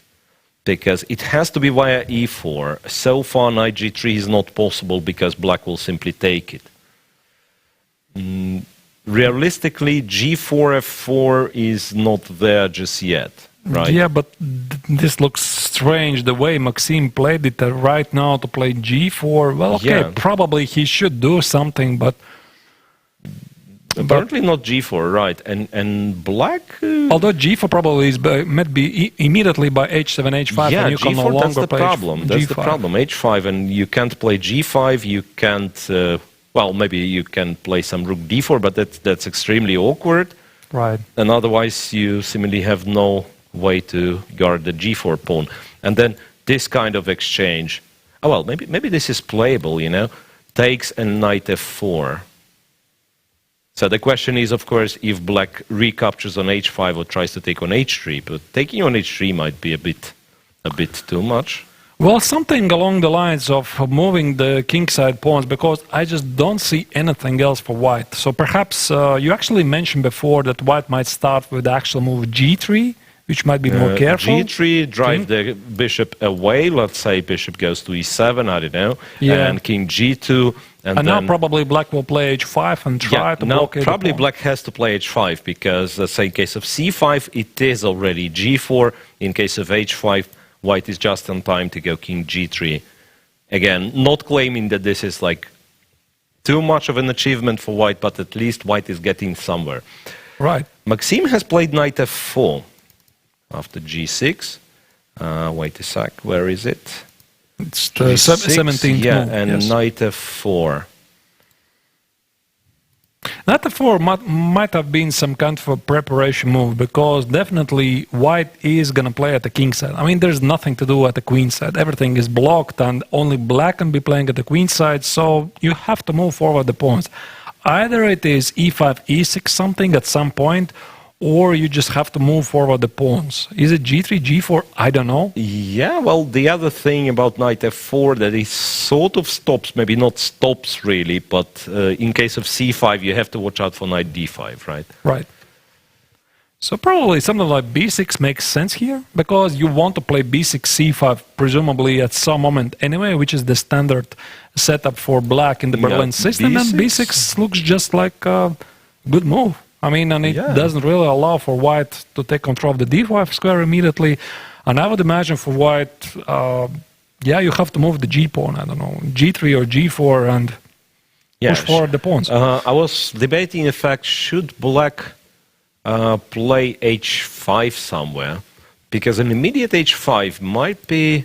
Once again, there are positions where h5 is awkward because of e6.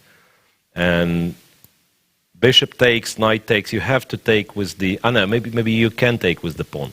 But let's say something like this happens, and it really depends how fast black is playing b6, king b7, because white starts with g4, puts the knight on bishop on e5, so that after b6, king b7, there is rook d7. So those positions, despite the fact that black is a pawn up, might be a bit dangerous for black.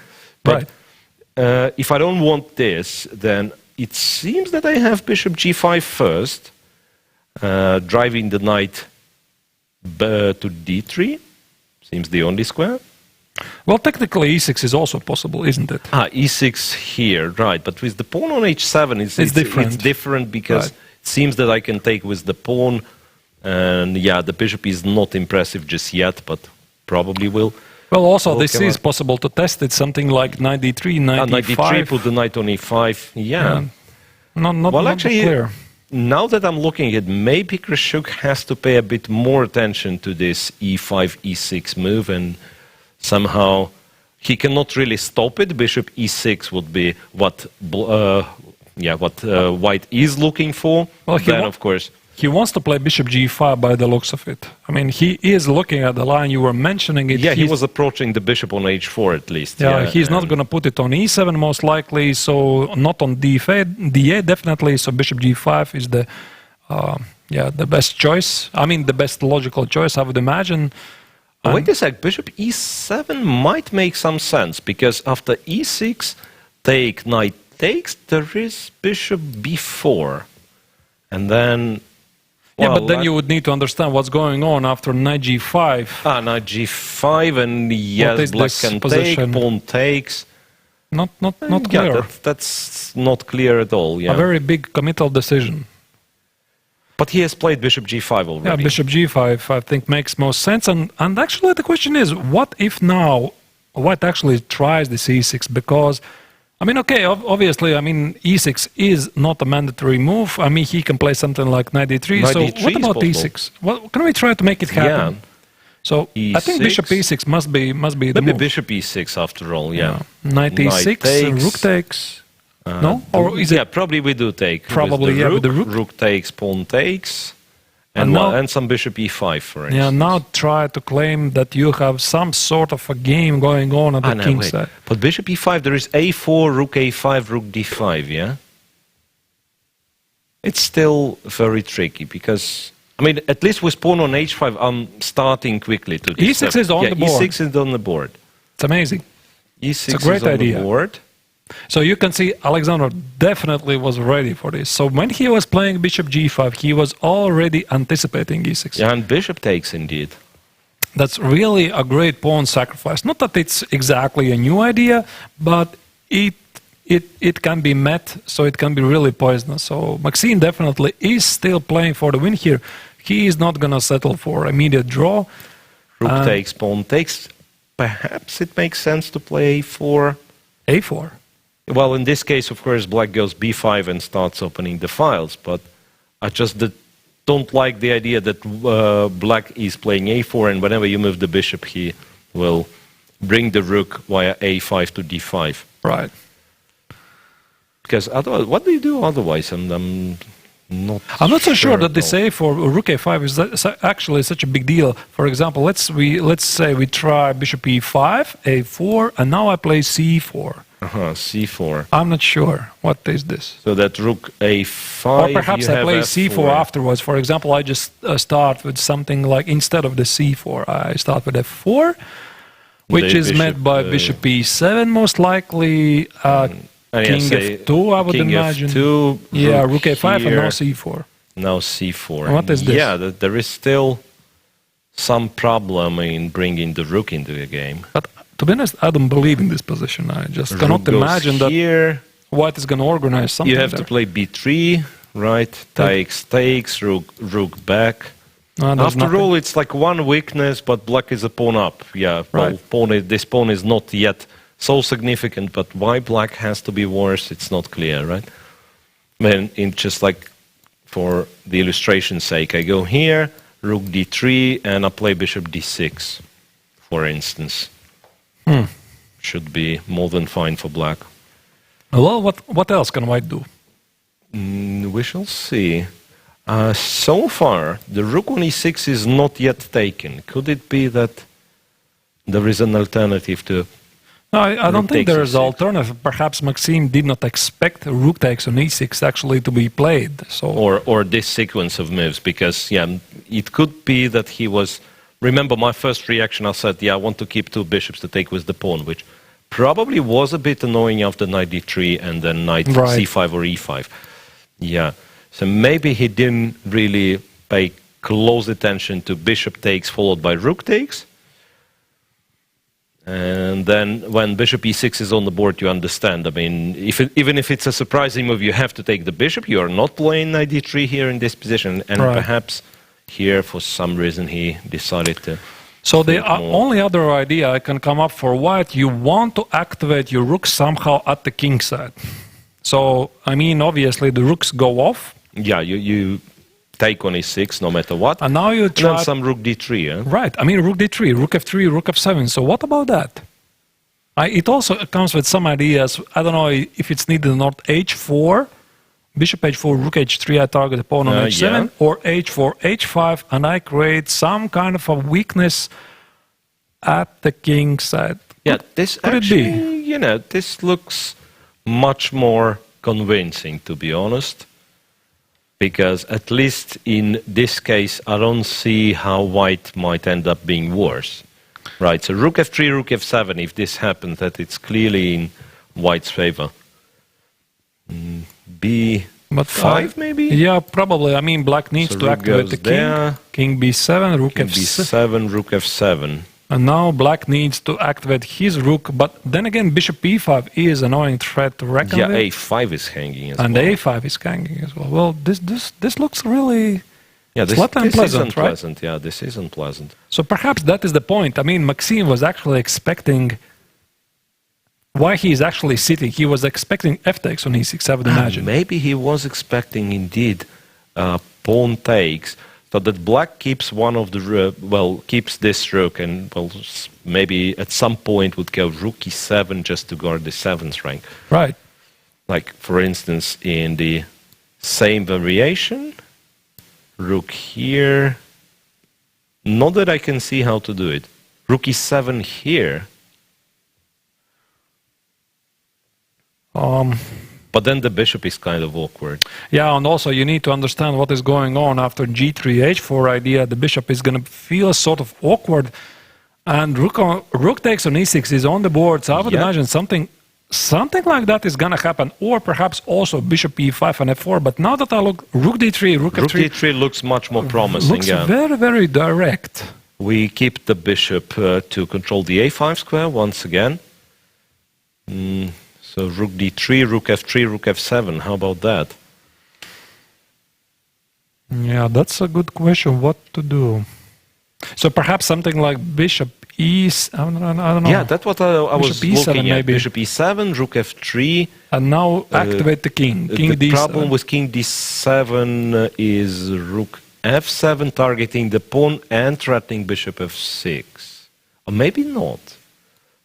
This, bishop f6, rook e8. How good or how bad is this? Rook g7, you can rook always go for g7, the you rook endgame. collect on e7, take on g6. White is better but not winning. Yeah, that's the question. I mean, how realistic white chances are.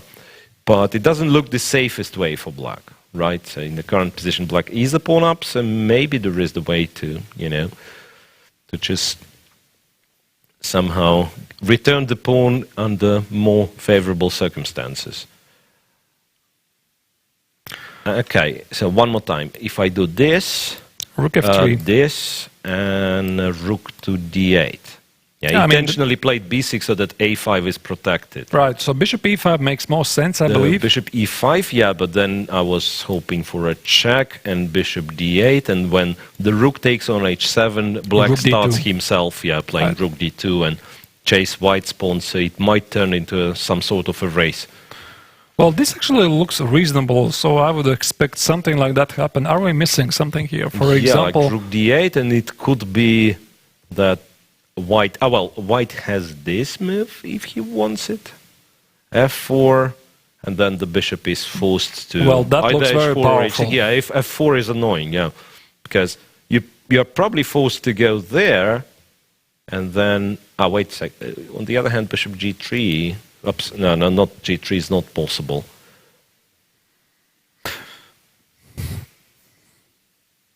So what about king f1, rook d1, king e2, rook g... Okay, but black is organizing some sort of a counterplay. So. Yeah, he's still, attacking one of the pawns. Yeah, maybe that's the way for black. Even though the path seems to be quite narrow in reality. At first it looked like, okay, how bad can it be? Look, I'm a pawn up, yeah. I just had a glimpse on Grischuk's face. He did not look happy. Yeah. He was sort of like shaking his head. So it might be that he just missed it. He was probably expecting the idea which we were talking previously, this bishop e5 and f4, and then he thought that his rook comes into play, and this is why he automatically sweat. You can yet again see, so Grischuk is not happy. It doesn't look like he was actually expecting this. Yeah. Yeah. So he's yet again in disbelief. How did I miss this? Unless he is playing some theatrics, which I don't believe. I mean, Maxime is not sitting on the board right now, so there's nobody, nobody to show the acting, with, right? I mean, so it's only all about himself right now, and yeah, but what to do? So, well, the other possible idea is to do this: rook f3. Put the king on d7. After this check, put the king on c6. So if black collects h7 to push those pawns and pretend that we have like real counterplay, which I don't know if we have. It looks worse after bishop e5 and still bishop the same e5, idea. And you'll have to play bishop d8. That's an ugly move, right? Kind of caged, yeah, and the h pawn will run very quickly. I mean, right. White perhaps has a chance to go rook h6 and collect more pawns, but h4 followed by g4 followed by h5 looks very, very scary. Well, obviously, the best defense, usually there are, of course, exceptions, is to go for active defense. So you want to play as actively as you can, and you want to activate your pieces. So white needs to spend some time not only to try, but actually to take the pawn on h7. So this gives black some actual time to do something. So he can activate his rooks in a few ways. He can do it through the queen side, perhaps. Some ideas as I don't know, I mean, a4, yeah, but it's not clear what it's doing once there again, actually. a4. I mean, a4, a3, yeah, but still, rook f3 is a threat. I would like to Maybe have like a4, the rook square on f3 and a5. b5. Yeah, if we, let's say, if we would know that white replies with a3, then of course we are very happy. So the main question is like what happens after rook f3, which by the way possibly is threatening rook f8 in some cases. No, I mean, okay, a4 is a ridiculous idea. I just wanted somehow to suggest a way for black to activate his pieces. So and then potentially with the rook come on d1, a1. Yeah, somehow to get to a2. Probably no way. Maybe too slow. Yeah. But what was so wrong with the idea which you were coming previously? You had this idea to protect the pawn on a5 and to play b6, rook to f3, king b7, and if rook b7, we were playing rook d8. I mean, this makes sense. I mean, I would probably calculate this before, but still, I mean, if I just take, if I don't try any f4s, but just take it. Check here and rook c1, or but what? Ah, right. Maybe rook c1. But what about? But it's going to involve a race. Bishop. I mean, okay. Bishop d1, king h2, and rook c1. I was thinking about bishop f4 and bishop d6 because I limit white's options to activate the bishop, and then I want to attack f2, maybe to attack. No, c2 and b5, b4, a4, do something there. Maybe. I don't know, is this actually working? But still, again, yeah, like if this white, is a race. If white goes just to collect the other one. You're right.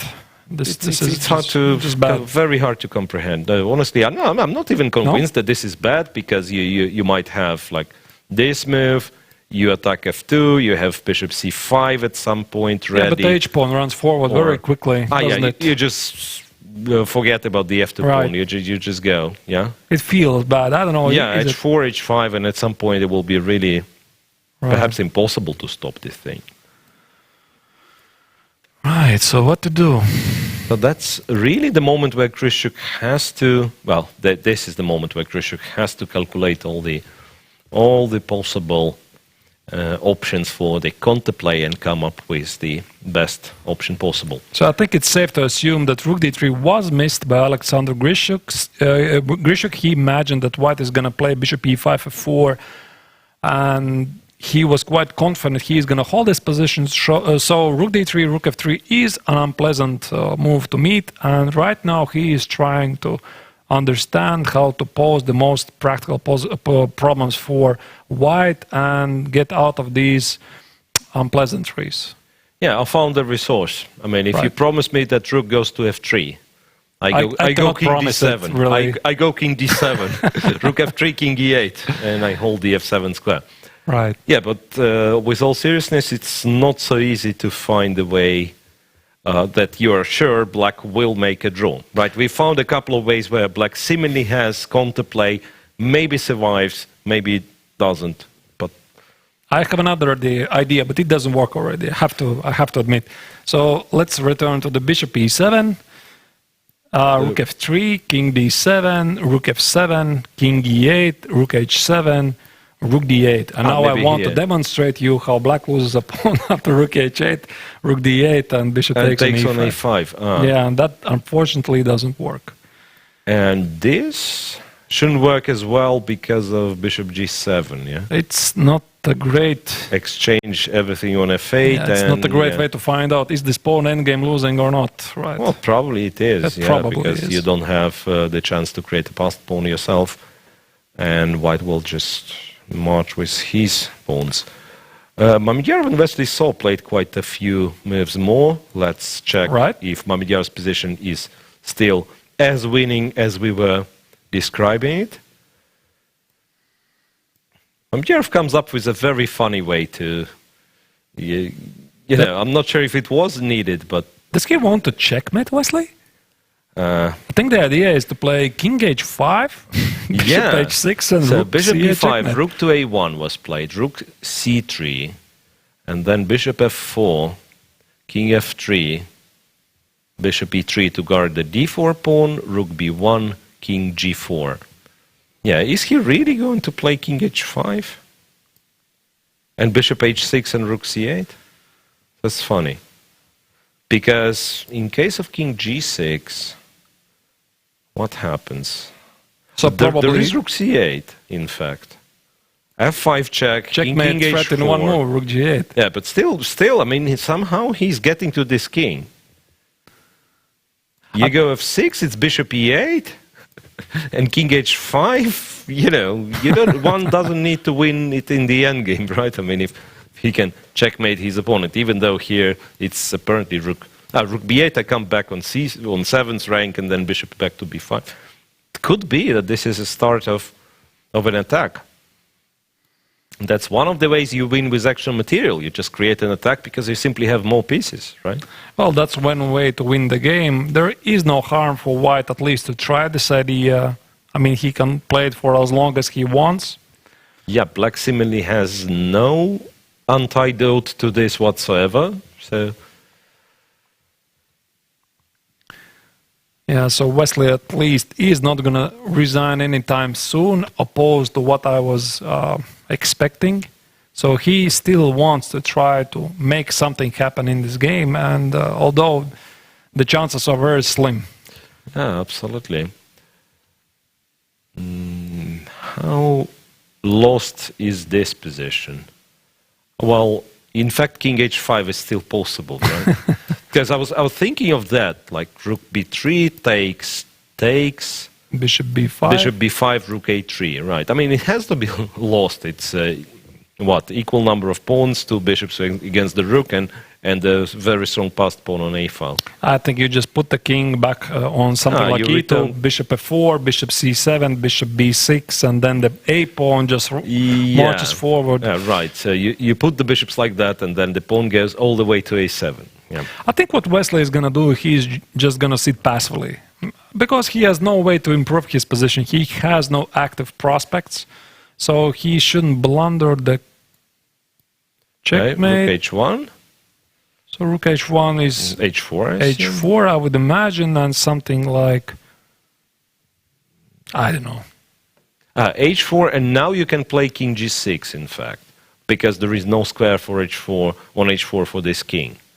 Yeah, king g6, rook g8, f5, kind of kicking the king away. Not sure or that, h5. Not sure that it really matters. Yeah, not that it really matters, but at least he is preventing this cute king h5 idea with rook h1. Right.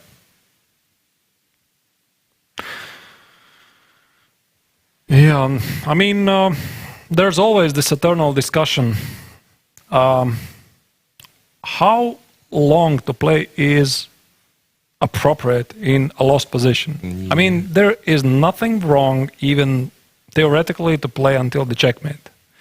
Of course, I mean, very good players, they do not play until checkmate, and they tend to resign very much early when they understand they have no chances. But where's this line? I mean... Yeah, that's hard to drag, because there were some examples, like Vasily Ivanchuk, for instance, resigning the game where everything was clear for him, and then people from the crowd, they would actually think, yeah, perhaps they agree the draw because nothing is clear. The position is full of chances, right?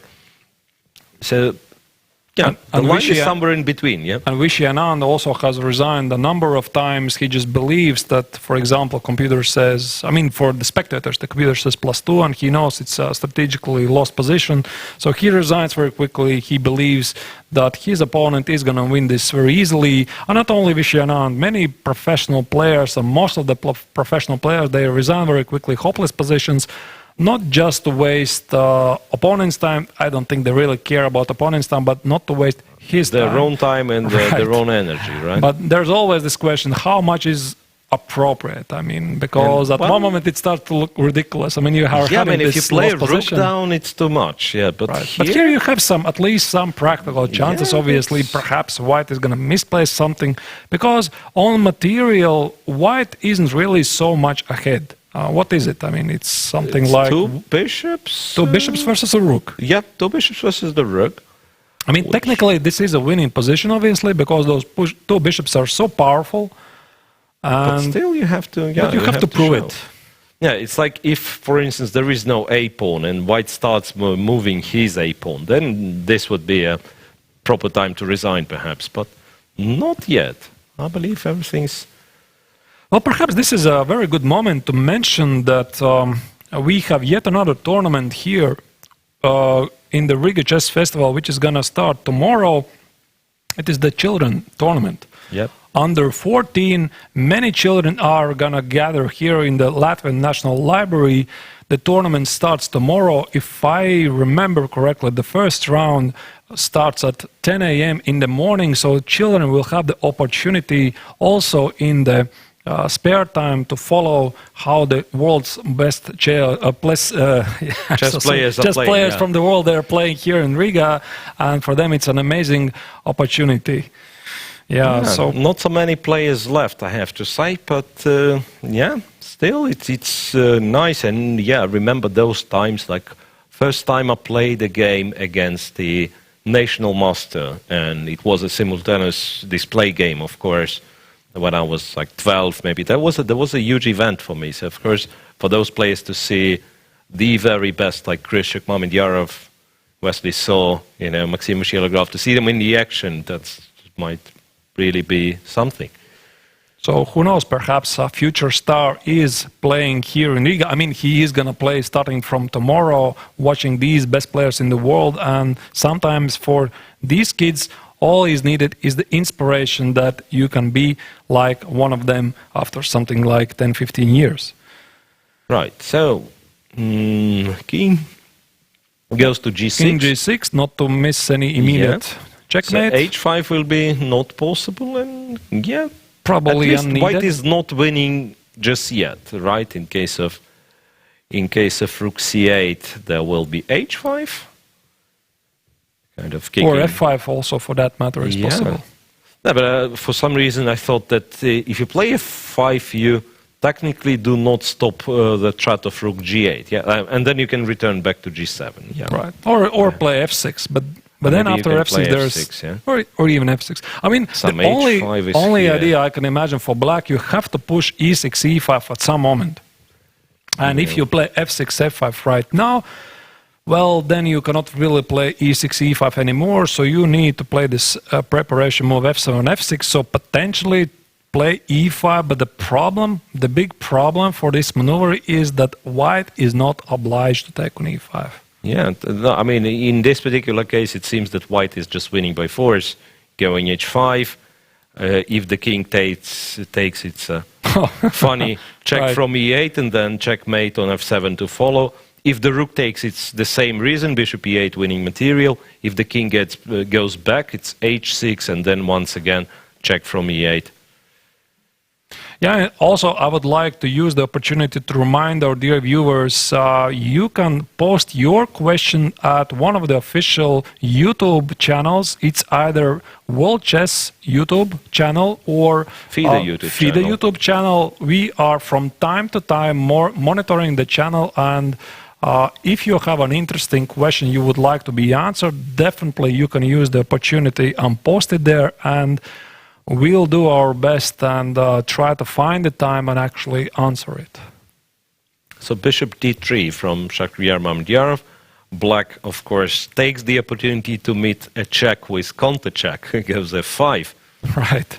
So I don't think it really changes anything. So white has managed to provoke f6, f5 from black, so he is happy to retreat the king back to f3, right? And now you were right. Yeah. Now that the pawn is on f5, in order to play e6, e5, black will have to move the other pawn to f6, which creates some extra weaknesses. Rook d1, yeah, but that's what Wesley is going to do. He will try to be, as annoying as possible, simply attacking white's pieces, not giving white the possibility to any direct conversion. Right. Yeah, well, I mean, what to do here? So Wesley has played something. He played rook d1. Yeah, attacking a piece, but yeah. Yeah, no real well, changes so here. That's what I'm trying to say. So Wesley is trying to, well, just to keep White, well, not let White to come up with any direct ideas. Even though now that I'm looking at it, is 3G4 a direct idea for White? Yeah, we have some rearrangement in the studio, and once again, Yannick Pelletier will step in for a couple of minutes this time. This time instead of Artus, who didn't have the break. And before that, I was told we have to show some ads. So a couple of minutes of ads, and then I'll be back with Yannick Pelletier here in the studio.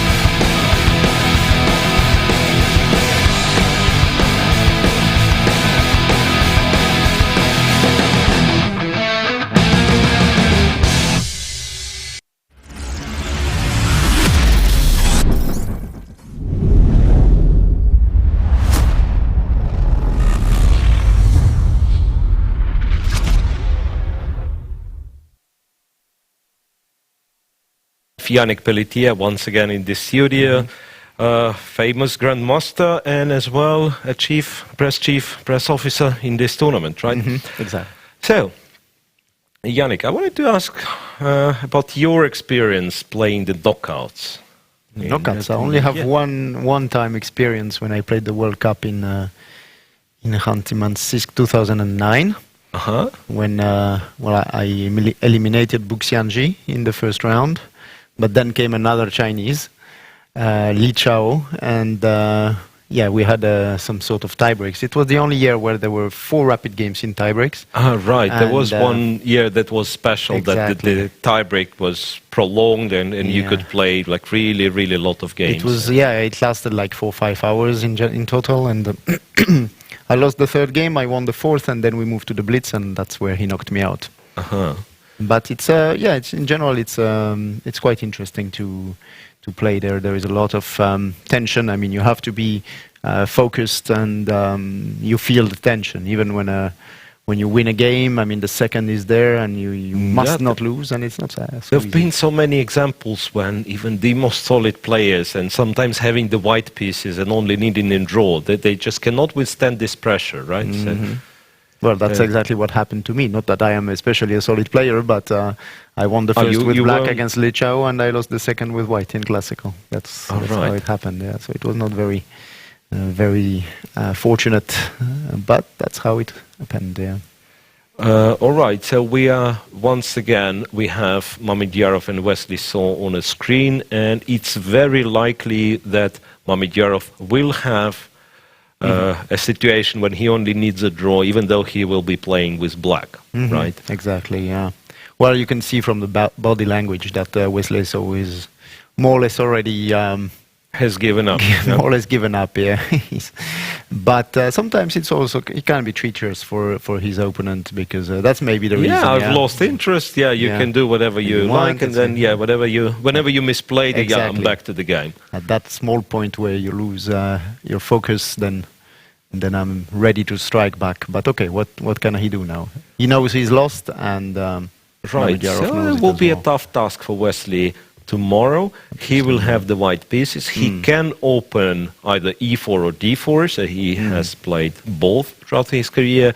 Last game they've played, last classical game, was Croatia Grand Chess Tour, well, not more than a couple of weeks ago, where Wesley went for d4. I know, was it C? No, it was c4. Yeah, some English opening, anti-Grunfeld.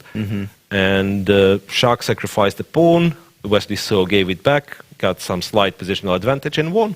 Oh, so he has won against Mamedyarov just a couple of weeks ago. Okay, so he knows it's not impossible. He's done it not so long ago, and that's actually something to boost your confidence in such moments. That's absolutely. The fact that you did this just a couple of weeks ago, you know the guy is beatable, so to speak. And once again, Mamedyarov, as strong player as he is, he doesn't have the image of being super solid, right? Yeah, so it's more about fighting chess and creating tension on the board.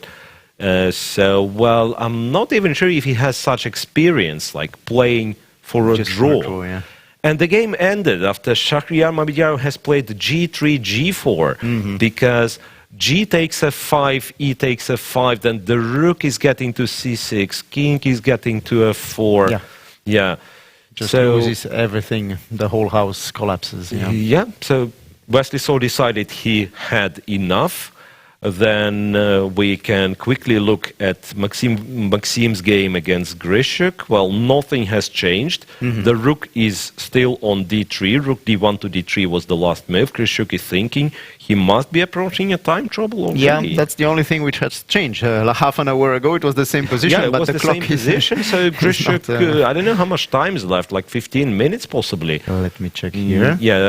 My connection with digital board seems to be broken, so I don't really see. He might have only 20 minutes left, if this is right here. Yeah, so Grischuk is still thinking, and I believe I have to let you go because, the interviews are coming and you have to do your main job. Thanks for joining anyway. Thanks a lot. All right, so as I said, Grischuk is still thinking. So 19 minutes, 30 seconds left for Alexander. And it's only move 29, because in Berlin sometimes, when you get this endgame and a lot of moves played quickly, you might think, okay, it can't be too bad. Yeah, the time trouble cannot be too bad, because usually a lot of moves played at once, right? But this time it's only move 21, and if Grischuk, it's obvious that he has to spend quite a lot of time calculating what precisely to do in this position. But then again, if there will be more problems introduced during this game and Grischuk will find himself in a time trouble at the same time, it will be difficult. So not exactly very pleasant situation for Alexander. And that usually how Maxime is how Maxime is winning his Berlin games. So not really going for anything crazy, but just getting a slight advantage and pushing, keeping the game in control. If the opponent cracks under pressure, then he collects the full point. I'm happy to be back in the studio. Yannick was replacing me.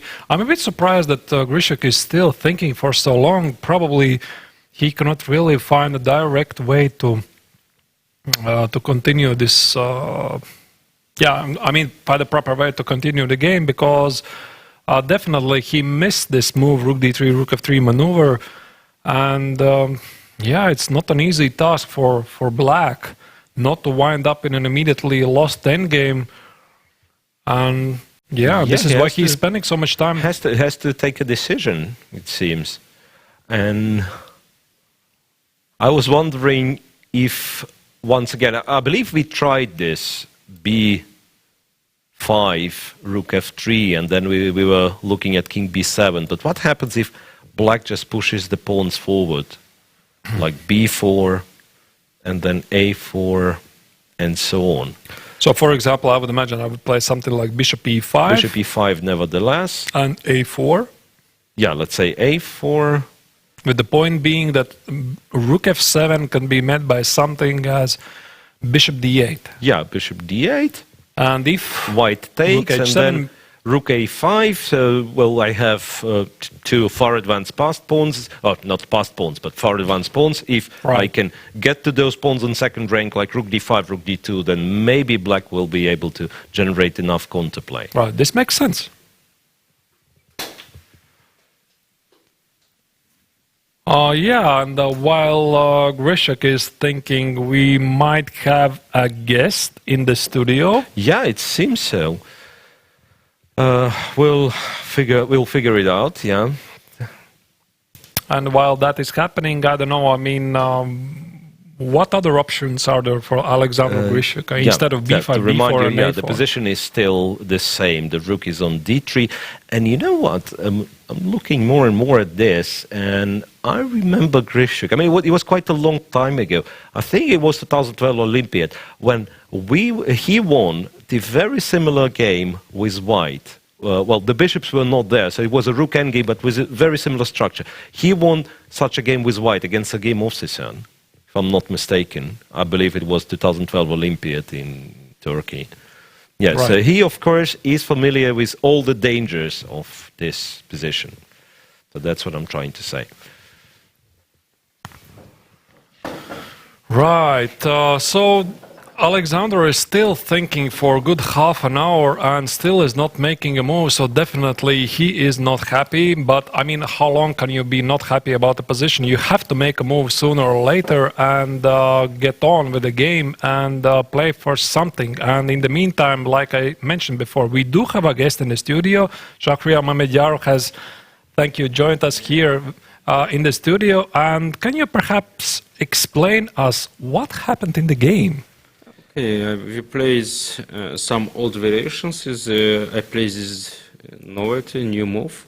Yeah, this we were able to find out. We were checking the database, and A3 is a new move. It's new move, but it's a very good move. But, okay, I mean, its minimum for one game is very good. And after this move, Black need to play very accurately, because the idea is Queen B4 every time check. I mean, Queen 6, Queen B4. But it looks strange, yeah, plays this move but not easy. And he played Rook B8, and after the game he says mistakes, and he think after Rook B8, E4 is white is better. I mean, he missed. But Rook B8, it was the first line. I mean, I remember my analysis, and the Rook B8 is a very important move. His problem is E4, yeah. Okay, of course, maybe it's not good, maybe not easy to say about opening secrets, but everyone have engines and everyone can check. And after E4, it looks very bad. Queen D8, Queen F8. I mean, first line for engines, it was Queen D8. I remember this. But I don't like black positions. Yeah, that's what we were looking without any engine. That's what we thought. Okay, E5 is a threat. You have to move the queen. You have to put the queen on C8. But then it really looks strange what he did. I think it's not. I mean, it's like you need to play this, but it's okay. I mean, this looks very dangerous for and after. I mean, it's to take, and D5 is coming, is okay if you don't know his line. But okay, I mean, of course, I think I never will play against these positions. Yeah, probably people. This is a problem nowadays. You play a novelty, and it normally for one game. The problem is his line. It is a very strong move for black. It is only choose easily. It's a very strong move, but it's not easy to find in the board. It's because you check, take. And he takes with Rook E1 is because his mistake Rook D1 is made. Wow. And if he play, so this was still part of your analysis. Yeah. But it's Rook E1 and Queen F3 is also losing because Rook B1 is winning. Rook B1 looks very stupid, but was winning every. But this one move is draw is Queen G6. Wow. He need to know. If you don't know it, it's almost impossible. And also, to find. I need to play very accurately, because if you use H6, his pawn stay is 3 pawns, and this Queen E5, and it looks Queen E5 Oh, wow. is draw. But okay, I think of course he will check and he will see his line. But I mean, And it wasn't much going on afterwards. E5 and you just win. Yes? I think this is after E5 is no, but I don't. He absolutely miss Queen D8. Yeah, it's like is this Bishop E3? But I don't know. I just want to. I calculate maybe he want to play this line Rook B1. It looks strange, but it looks losing. But minimum I calculate this one and Queen take just D6. And, That's a nice one. Is minimum is winning positions. I mean. And after Rook C1 is winning. You will just take this minimum, pawns one by minimum. one. And I think maybe something. Maybe there is something better. Yeah. But it's minimum. Yeah, it looks very easy winning Rook C1 and take very bad pawns for. Especially with this material, 2 bishops and the rook, Queen has no chance. At least when we were watching on the live transmission, we felt that you were not happy with the move C3. It felt like you did not check the move. I check all moves. I remember all moves in these positions, only not C3. But he's very strong chess player when he plays C3, and I think something I miss. Yeah, I cannot. I calculate and everything and winning. But he missed Rook E2 move. Yeah, that's what we missed in the studio because we thought C2 is clever and maybe he has a chance. Like for example, Rook B1, Rook E1. Rook B1. Takes. So it turns out Shakhriyar had seen everything that we were analyzing here. Rook A1. Rook B1. Maybe he has chances. Yeah, of course. I know. Not this. I lose this. I think bishop. So I need to play. I need to play this, but I don't take and Rook A2. And these two, maybe 2 pawns. But no, why? I mean, of course. Rook C2, and after Rook C2 is if I play is Rook C2. After Rook C2 is easy, of course. Rook A2, Queen D5, and this is easily winning. No, it is. Normally, I think it's finished, of course. After E5 is finished. Yeah. So, very unexpected. I don't know, for us it was very unexpected, and I believe for you maybe it was also very unexpected to win the game in such an easy way. You played a very good novelty, and then your opponent seems to be in. Yeah, it's a very important new move because if you don't know, it's line knight E4, which is very nice, but only is very knight take E4 is because. And computer shows it, yeah? Yeah, computer first is, I don't know, Queen D8, Queen E5 is very happy with positions, but I think for people's is people without pawns 0-0, but it looks it looks turn tier 2 bishops and. But it's not after 94. It's just a draw. And what about the tiebreak yesterday? It was really tense at some point. No, but he played it like Mamedyarov against you. G4, G5. After the game, we speak and I say it was not good. Choose variation against me because I play every time like this, and every time after the game I check every time bad positions. Because for engines is very good for black, and how many times I play this position, I now just play these moves Rook E8 or knight. Maybe Karjakin play against me knight E8. It was my game, G4, Rook G1. I play against Karjakin in last year in the Grand Tour. And of course, it was not. But first game, I was absolutely. I mean, he missed knight H7. I mean, But why I need to take immediately knight H7 and is absolutely winning positions. I mean, with pawn. But okay, of course, we all know Duda is very strong, rapid blitz chess player, and he, of course, against him it was not easy to play tiebreak. Young, strong, but okay. I mean, I was very happy with win second game. Yeah, so congratulations. And you were mentioning it, there were some issues during the first match. I don't know if you fully recovered. Now it looks better. You won a classical game for a second time in this tournament. So good luck and thanks for joining us. Thank you very much.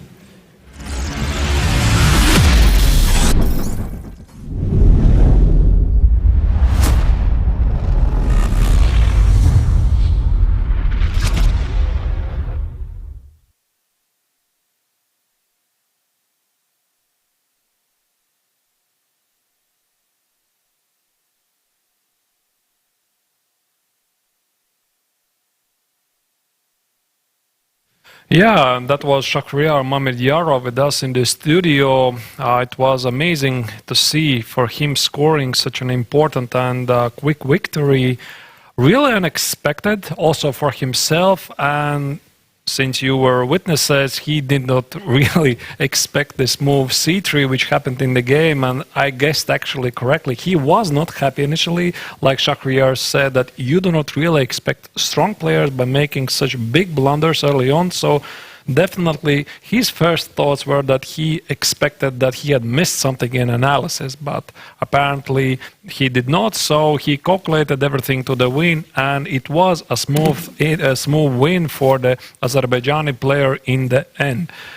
Well, about Wesley, I hope that he will recover from this painful, very quick loss in the first round. And yeah, well, let's hope that tomorrow we will have the game. Yeah, because some people might give up in this situation, just go for a draw. But no, I don't believe Wesley is such kind of a player. I believe he will try his best to level the score tomorrow. Yeah, he should probably just forget the game and move on, and and try to change some things. And in the meantime, we have a couple of moves in the game between Maxime Vachier-Lagrave against Alexander Grischuk, and it seems that Grischuk has followed your advice. Okay, not that it was my advice, but it was one of the lines we were looking at, and well, the timing is impressive.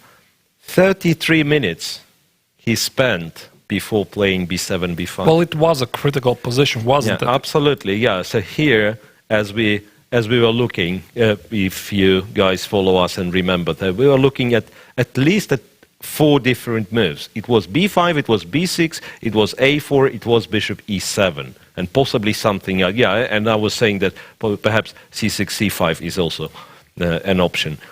So, of course, he had to make sure that he has done everything precisely.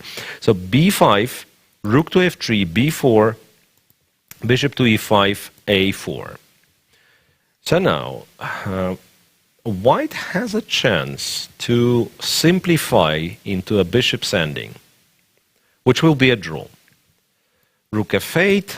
Well, I don't know, maybe bishop d8 is what he means, and then there will be no bishop ending. But I thought king b7, white trades, bishop takes c7, and then to eliminate all the questions, black has b3, right. White takes twice, and then bishop f6 wins the pawn back. It's material equal, somewhat better structure, but for bishop's ending, as long as your pawns are nicely placed on the colors, the opposite of the color of the bishop, nothing can happen. I mean, okay, if white could somehow try to liquidate the bishops and try to exchange very quickly, bring the king to e4 and then play bishop e5 and somehow force black to trade the bishops, then he probably could hope to win the pawn endgame. But I mean, black is not obliged to do it. After the possible trade, he'll just go away. So I think actually Grischuk has found a good practical resource. So the question is, what's his reply to rook f7? Will it be the thing that we were looking at, bishop d8, and then if the pawn is taken, he'll come up with this, and then rook d5? Maybe. Well, it definitely makes sense because white is...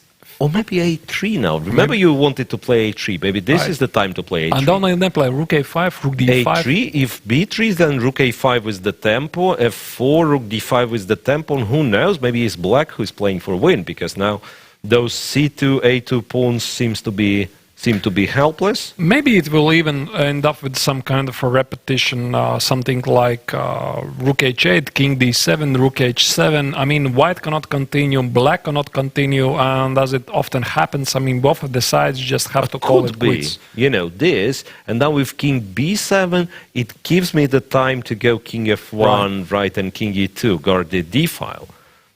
Well, this looks possible. Definitely, it looks possible, and also, I wanted to mention yet another idea of moving these pawns so much forward is that white cannot really afford, most likely he cannot afford to waste time to take these pawns at the king side. Yeah, any sort of a race will be in black's favor with, having the pawn on a3. Yeah, so it might be just that white doesn't have anything real. I mean, it felt like a nice idea, but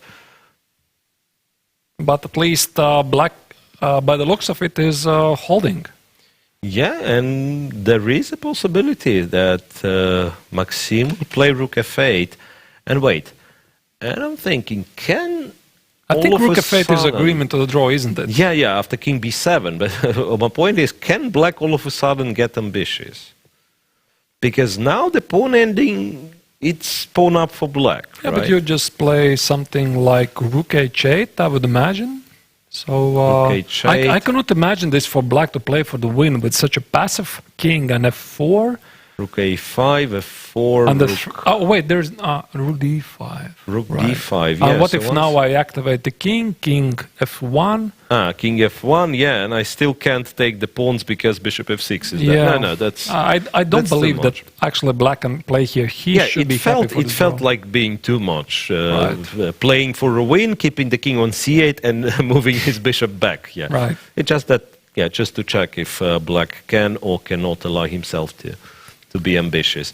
Yeah, rook f8, of course, you just play king b7.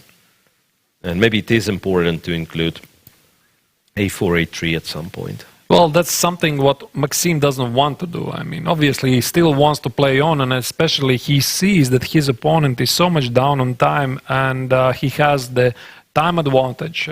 He has, at least he thinks he has at this moment, a positional advantage. So rook f8, rook a8, liquidate into a drawing bishop endgame is not something he wants to do, but I mean, he will keep it in his mind. I mean, if he'll find nothing better, then he'll just go for this endgame and call it a day.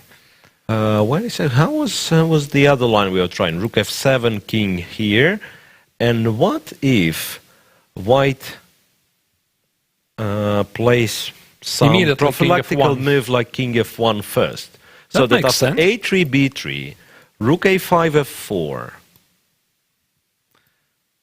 rook d5, king e2, at least for now, well, king e2, of course, at least for now, black can't really attack those pawns.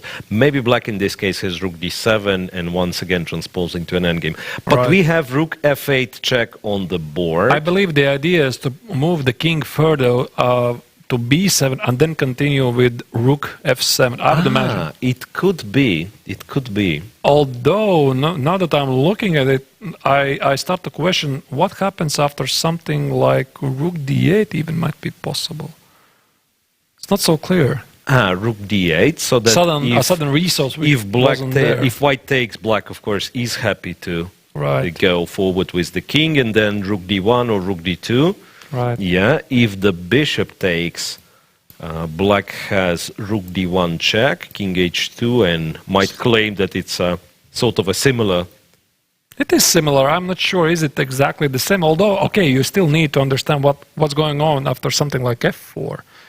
Maybe I'm just imagining things, and maybe this is not something that's going to happen. Yeah. Here, for some reason, I mean, once again, having those pawns on a4, b4, I'm less scared of any kind of races, right? So it's like trade.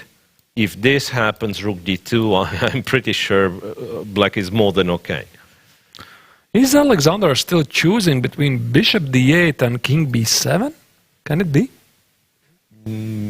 Is he really ambitious? It seems that, and once again, by the same token, maybe bishop d8 is not the ambitious move, but the safer move, right? Like, so just to go bishop d8 and then still come up with this a3 and stuff. Yeah.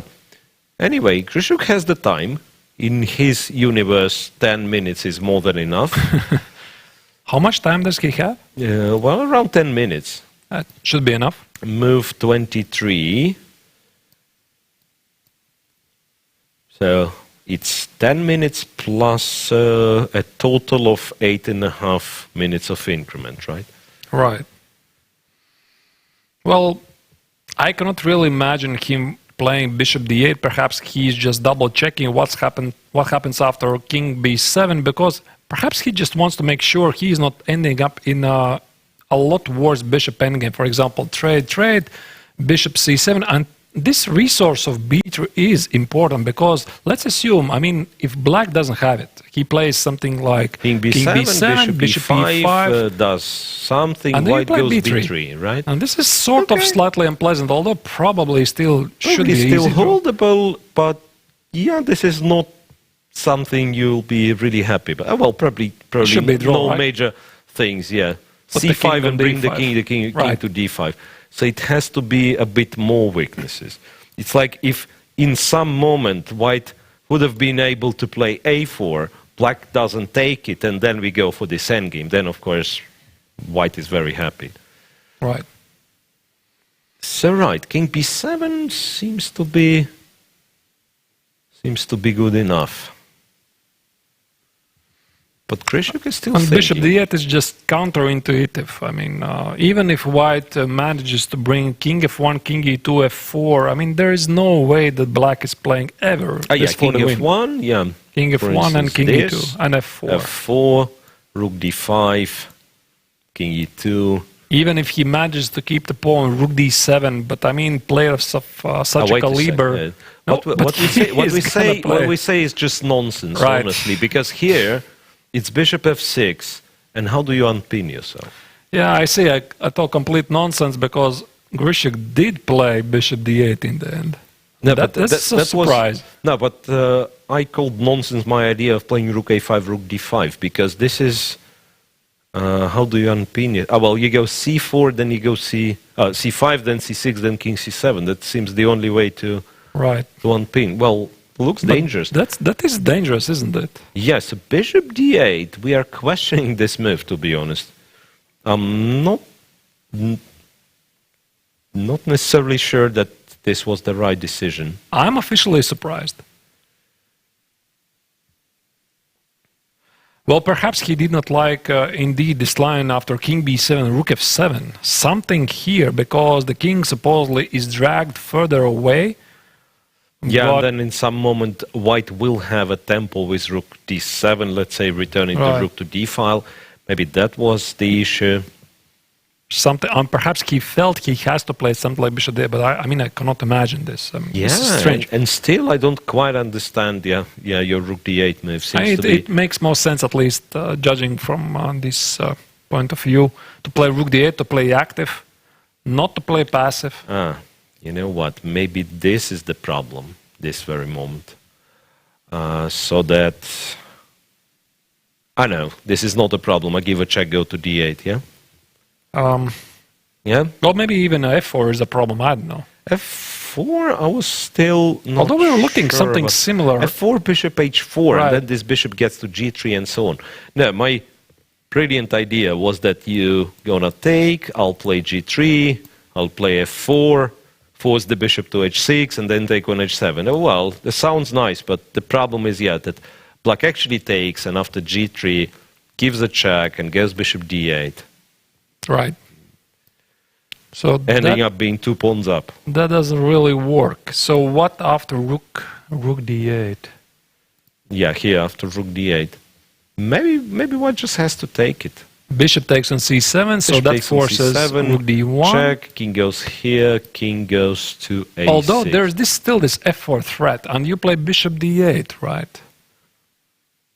And yeah, and I think we were looking at it, f4, bishop d8, and at least Otherwise, maybe you keep the bishops now. Maybe that's the idea. It's like you keep the bishops. Again, not clear whatsoever. Rook d2. You know, to be honest, now that I look at this, I think that Grischuk is not ambitious. He just believed that bishop d8 is a better defensive resource. I think he still is obviously defending it. I don't believe that he's definitely not playing for the win, although he has the extra pawn. There was something that he did not like after king b7, and it must be along the lines. I don't think that Maxime would have traded rook a8, and definitely Grischuk did not avoid the draw. Certainly not something to be afraid of. Yeah. Right, especially with the black pieces in such a mini-match. So he did not like this line after rook f7. And now the question is what to do for white. White feels better. I mean, he has a decent compensation for the pawn. I don't know. I would think about something like along the lines of f4 or king f1, king e2, activate the pieces in the beginning, and then claim I have some sort of a great compensation. But what's the very next move after king f1? Because as we figured out, this doesn't look so attractive after bishop f6, and then you'll have to put the rook on d5 and stay there almost forever, right? And perhaps this even leads to some kind of a lost pawn endgame. Because white you've also committed your pawns to b4, c4. Yeah, right. So it's this, rook d5, king comes closer. And let's assume black plays something like c5 and c6, trying to get rid of the pin. C5. And in some favorable moment, white trades on d8 and then presumably wins the pawn endgame. I don't know. I mean, perhaps even now. No, it's not possible. Then you bring the king to c6. I had this idea to trade and then bring king quickly to the c4, but it doesn't really work. The thing is, however, do you really want to find out with black if it holds or not, right? I have no idea. Yeah, maybe, I mean, I can always play rook h8, then trade here, take on h7, still be better. And maybe not to win this game, but still be better, of course. So to some degree. That's once again means that bishop f8 is the defensive move in his trying to save the game, and it's not clear if it was needed. We still don't see anything wrong with king b7. Although, this rook f7 was annoying and definitely must be the reason why he did not play it. So after rook e8, he probably did not find the accurate defense, and might be just because of this activation of the bishop you mentioned about this line rook d8 and something like along the lines of bishop takes on c7, rook d1 check, king h2, whatever move black makes, king a6, f4, bishop and maybe bishop d8 was and bishop e5. Maybe something along the lines, because it I don't know. Still quite unpleasant. I look at the bishop on e5, it is guarding the pawn on b2. And if black plays something like pure speculation, rook d2, you just take the pawn on h7, and those kingside pawns for white should march forward. Although, I mean, even this looks holdable. This looks, once again, might be holdable. This looks as well quite double-edged, right? Because at some point I might just play a3. Right, exactly. So that would have been a different game. Let's agree on this, and let's see what Maxime Vachier-Lagrave comes up with after bishop d8. Because it seems that he has like a comfortable advantage with moves like king f1, king e2, as we said. Bishop f6 immediately, which forces king d7. Okay. Wait a sec. How do you unpin here? A rook h8? Right? That must be his idea. Rook h8 is an option. No, I mean, I unpin very easily. I play rook c8. You play rook c8. So he must be transferring the game into a better rook endgame, I would imagine. This? And rook c8 now. Can you go for the pawn endgame? That's what I'm trying to figure out. I trade, and I go there. You make it in time. No, you don't make it in time. Or do you? King d7, king d3, you make it in time. c5. Yeah, c5, exactly. King c4, king c6. Right. It's essentially the same. I was looking at in a different variation. No, wait. Do you make it in time? King c4, king c6, c3. You take. I take with the king. At some point, I might play b3, take with the king, create outside pass pawn. So I'm not saying that this is winning, but this is very tricky, and just to go for it is you know. Right. And Maxime goes the other way. Yeah, rook h8 would feel the human choice. King d7, rook h8.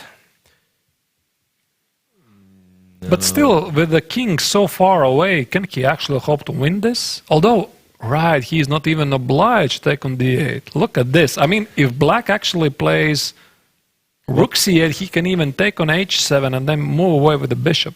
Black is forced to play h5, it seems. Yeah, so it would seem, right. Black is forced to play h5.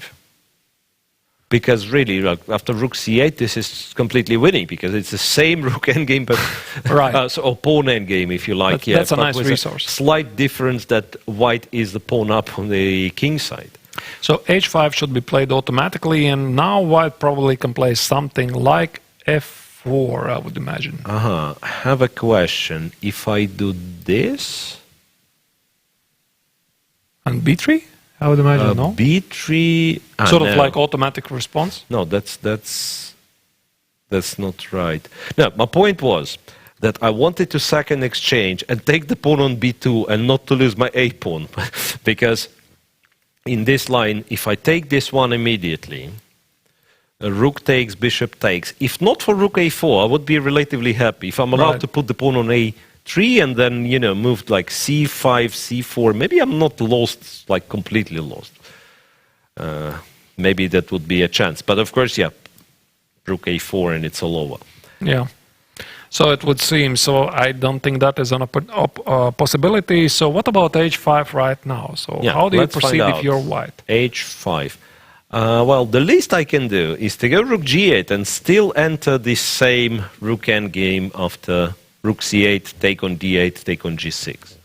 And now instead of the rook c8, which actually forces white's reply, actually black can play something useful. I mean, something like c5 perhaps, because white is going to take on d8 and anyway. g6 anyway. Right. So yeah, absolutely. I would bring the king closer, king f1. Yeah, white might as well speculate. Yeah, as long as you're not playing rook c8, I'm not taking this thing. So something like... Oh, wait, can there be that we are once again missing something? b3. We are missing something. Right, and the idea is we can show it... And how about previous move b3?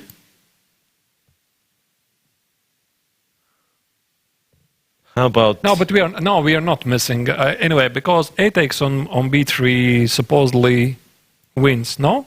Now rook takes on d8 and bishop now d8. you trade on d8. Yes, and then there's bishop g5 takes, in there. and there is no b3 takes c2 because of bishop g5. But that is a very nice idea. Yeah, because king d8, this should be... Oh, well, is this lost? Because that's still an equal number of pawns, and of course we will be unable to calculate that. I have no idea. Yeah, and you can imagine, I mean, how tough it is for the players. And I do realize that Grischuk, in fact, has absolutely the same idea in this position.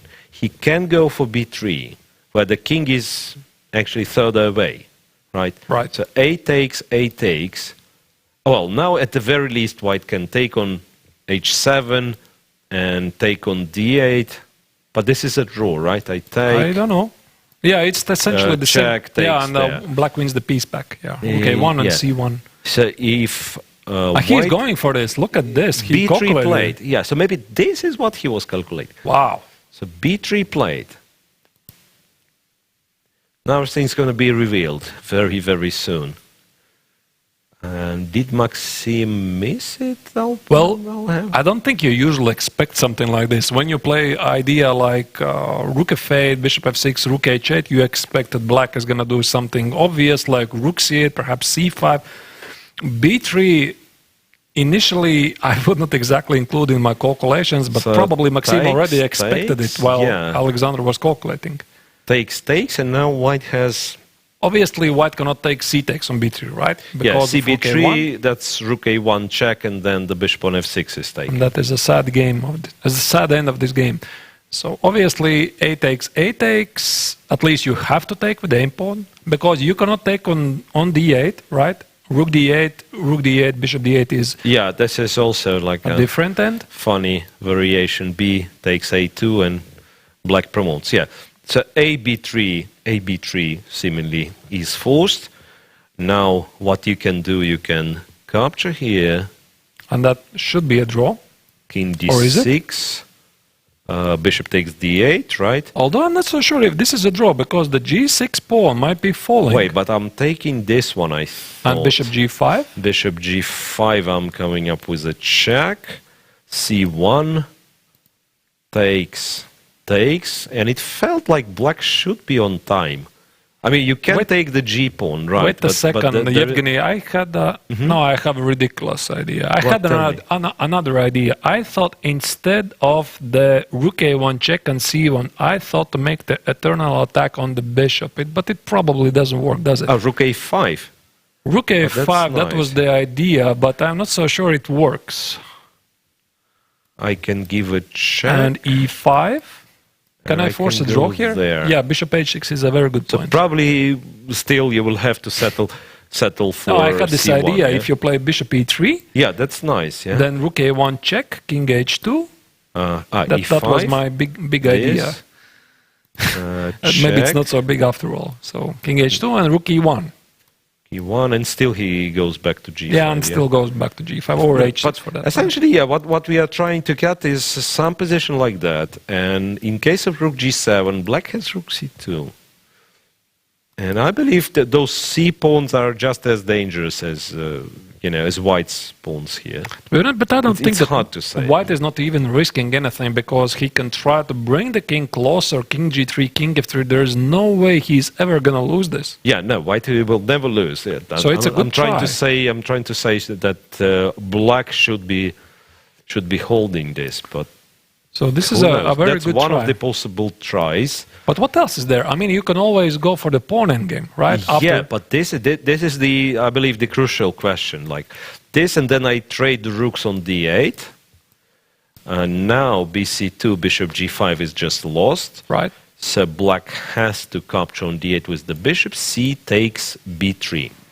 And who is faster? Well, black kind of starts first. So he's bringing his king to 5th rank. And maybe this is... Oh, no, wait. This way black brings his king to b4 and apparently wins the game. Because he has too many extra tempi. He can make a lot of tempi, like c5, c6, two extra tempi. Let's be perhaps more precise that he wins the game after king c2. Yeah, he does win the game after king c2. So white cannot really go there, actually. c5 or... Yeah, there should be... Is this forced? Did we miss something? It's forced if white wants to go to a pawn endgame. Yes. Right. So rook d8, bishop takes, king d7. I mean, I don't know to what degree it is forced, but the feeling is like you have to run with the king, right? Unless you run for the e-pawn. That's like you go f4, you go there. It's almost clear that black is not risking much. I mean, black can even play e5, and that at least should be a draw. So I cannot imagine Maxime going like that, for this. For instance, although I was already proved wrong today. I mean, I said that I cannot imagine for Alexander playing bishop d8, and he did play bishop d8. King has to go back to b3 in order to move those pawns. g4, c5, f5. White promotes first, black promotes, has an extra tempo, extra pawn, should be a draw again. White starts checking. Right. I mean, this is not in-depth analysis, of course, but at the first glance, at least, it does seem that the pawn endgame is not dangerous for black. So I wonder if... So it would seem, and this is why Alexander Grischuk was actually spending so much time, he had to make sure that this is a playable position. This is why he was taking so much time when he played his 24th move, bishop d8. He had to understand what is going on after bishop f6, king d7, and he had to see the move b3. I mean, you don't go for this position without this move. What about this? Takes an a3.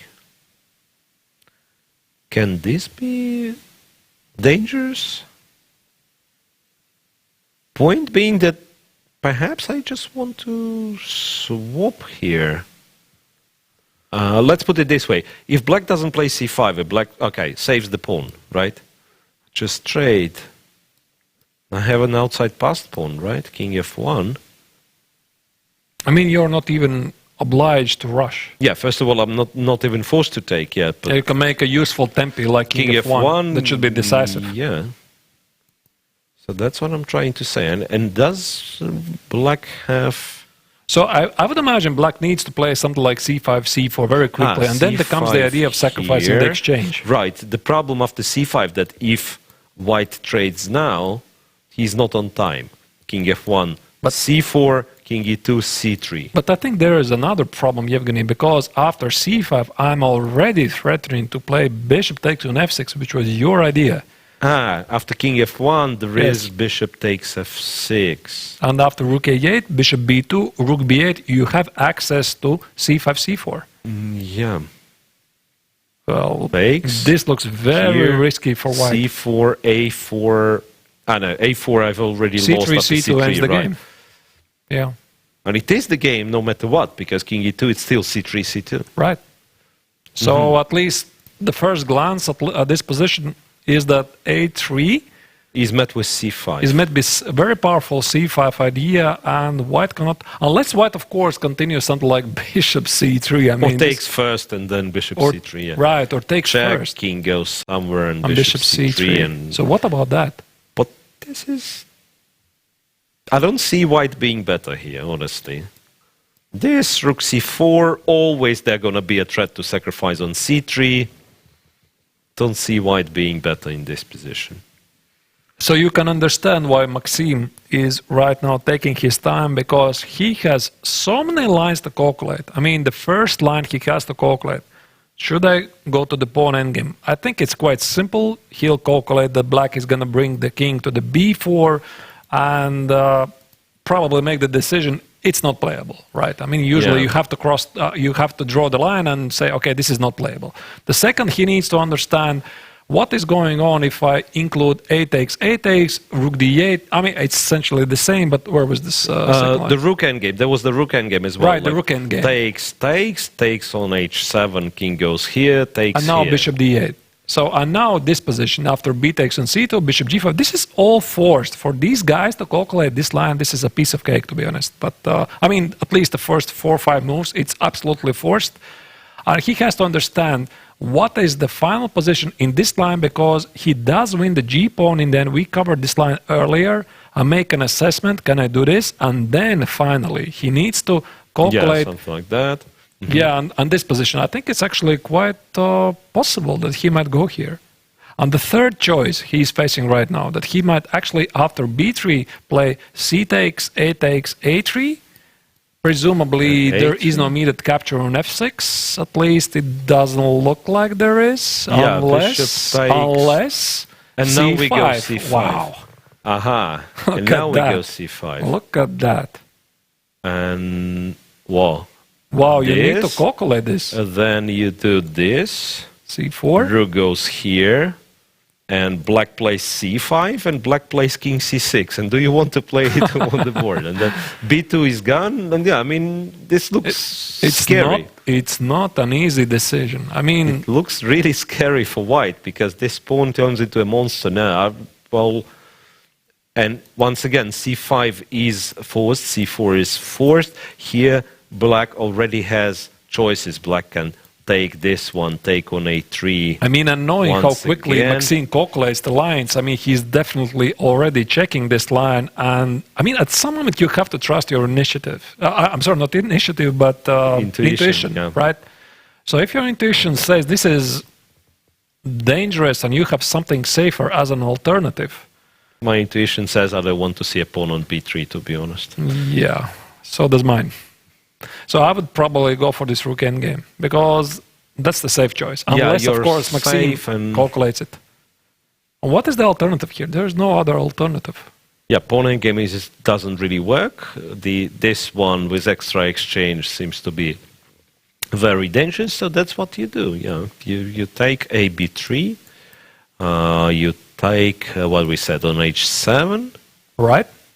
No, we don't. I think we... or we do. Or d8. Isn't it the same thing?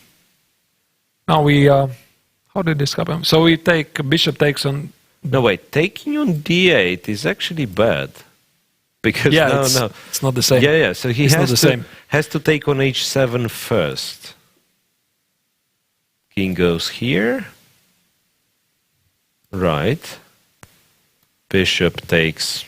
Now here. this is the accurate order of the moves. And now we have... we said bc2. Now that I'm looking at it, rook d8 is not worse than bc2, because it is essentially the same, no? Looks pretty much the same. Right. So, well, the difference being that in this position, king is on g1. And there it was on h2. This h2. position, the king was on h2. So not clear what do you prefer, because here white can play king g3 and have the king on third rank, but on the other hand, he has to spend the pawn king g3, right. While in the other position, where was the other position? This one, he can already start running with h4. A very big decision for Maxime. Yeah, but it looks looks like a forced decision, actually, unless there is yet another alternative. probably he's double, triple checking everything related to c takes on b3, because if it is possible, it might be just a strategically winning position, because you have a passed pawn on the takes a3, and as we said, if you let white to play bishop c3, and especially if rook h7, bishop c3 happens, then of course white is very happy. So he needs to calculate everything related of bishop takes on f6, rook a8, and c5, and make sure it actually works for white. Because you do not want to calculate badly and end up in a lost position. And it probably doesn't work, yeah? Well, I don't know. Our conclusion, I believe, was that it's at least very, very dangerous. So c5... Well, the king is so far away. I know, c5 allows bishop c... So it is bishop f6. Yeah, bishop f6, rook a8, and c5. Rook a8 and c5. But that's an amazing move. I mean... I cannot imagine going for it. I mean, even if it somehow, by some miracle, works. So this seems to be almost forced, right? c4. c4. I mean, you want to take on b2. Rook b4 is forced. And then black even has options, either taking this and this, which, by the way, looks more than convincing. Because what to play now? b2 is... Or c5 is a threat. I mean, essentially, black has two pawns for an exchange. You're right. More active pieces. One pawn is on b3. Why on earth black has to be worse here? Yeah, so there is no reason for Maxime to go for this. Grischuk doesn't even need to find this beautiful intermezzo, what you mentioned. Instead of the bishop takes on b2, you mentioned activating over the here, king. Yeah, you mentioned... There was some... wait. No, after rook b8, c4, rook b4, you mentioned c5 and king, whatever, c6 or d6. Mm-hmm. Yeah, but this just... a3, that was the line. Yeah, a3, we were taking rook a8, c5 here, c4 here. Yeah, and we were... I was looking at this first, which might as well be very good, right? Might be, right. Yeah, but the trivial bishop takes b2 seems to be good enough. Look at that. Takes a4. Wow. Does it make things different? a4. And Grischuk didn't... wait. Can we check this one? Same thing. Takes c5. What's going on there? Maybe a pawn is fast enough. Maybe this is the point. Yeah, it's a great point. I mean, I did not see this move, and now that I look at it, it makes perfect sense. But c5, this is a race of the we play rook pawns. b8 here, and then a5, yeah? Or maybe start with a5. Or does it make difference? a5, bishop b2, a6. Something like c4, and although a7... a7, right. And rook d8 is a rook check. d8 is a check, yeah. Right. So for some reason... no, I've even seen rook d8 check. For some reason I thought I go b2, but then you don't need rook d8, you just go rook b8. Right. Okay, so that's a very important... That's a difference maker, this a4 move. So it seems that black cannot really take. That's why Grischuk has played c5, white goes a5, black goes c4. So I would imagine you want to play a6 and just swap on d8. But wait a second, what's going on? Because after a6, potentially the idea is after trade, black plays c3. I don't know. What is going on there? I know, maybe c3 this moment. c3 this moment. Right. So that you have to take with the bishop and black takes on a6 happily. Wow. So we have a study-like endgame on the board. All right, so a6 is not the move. Bishop c3 might be the move now, right? So that the a5 pawn is defended, h7 pawn is hanging, and what Maxime is calculating, can he take h7 pawn first with a check and then play bishop c3? Well, it's got very sharp all of a sudden, and remember I was saying that Grischuk, in fact, spends a lot of time at some point, and possibly now he's regretting he doesn't have more time. So c takes, and instead of a3, a4 was played. c5, a5, a5 and c4 is on the board, so what to do here?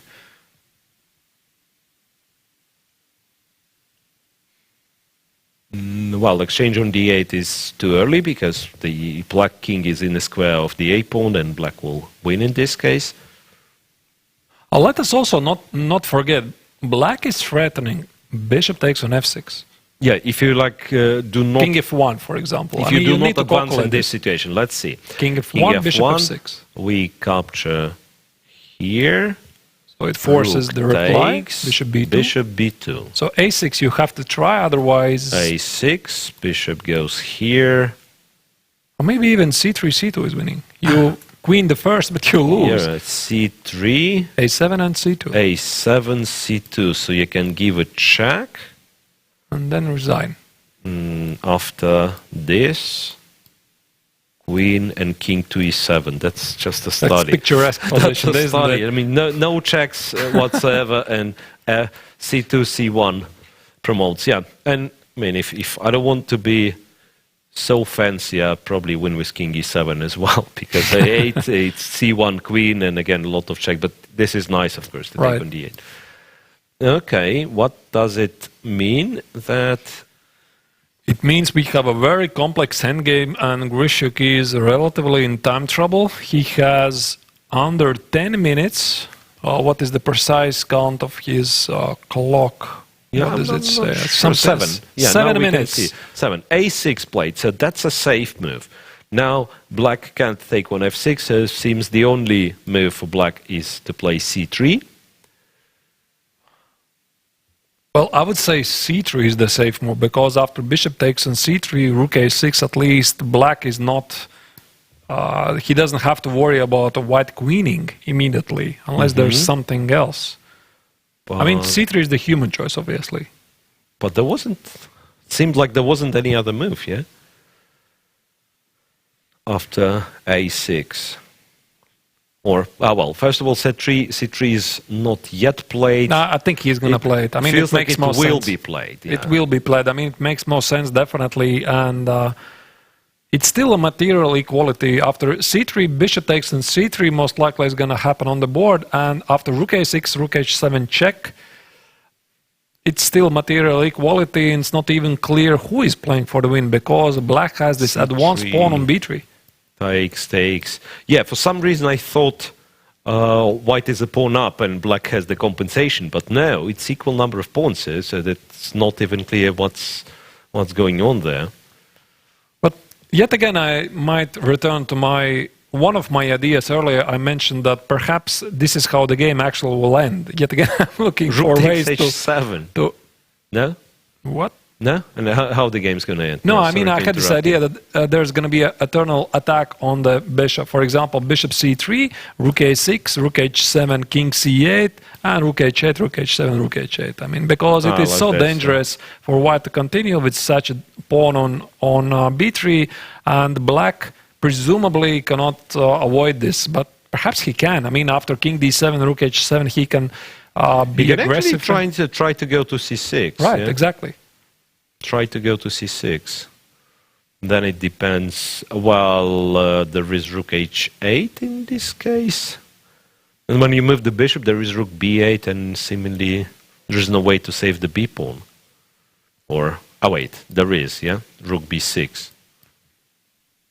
Even something like this. I mean, who said that white is better? I didn't say that. Really, yeah, no. I thought like to trade, and then the h pawn is running, but this is very dangerous pawn there on b3.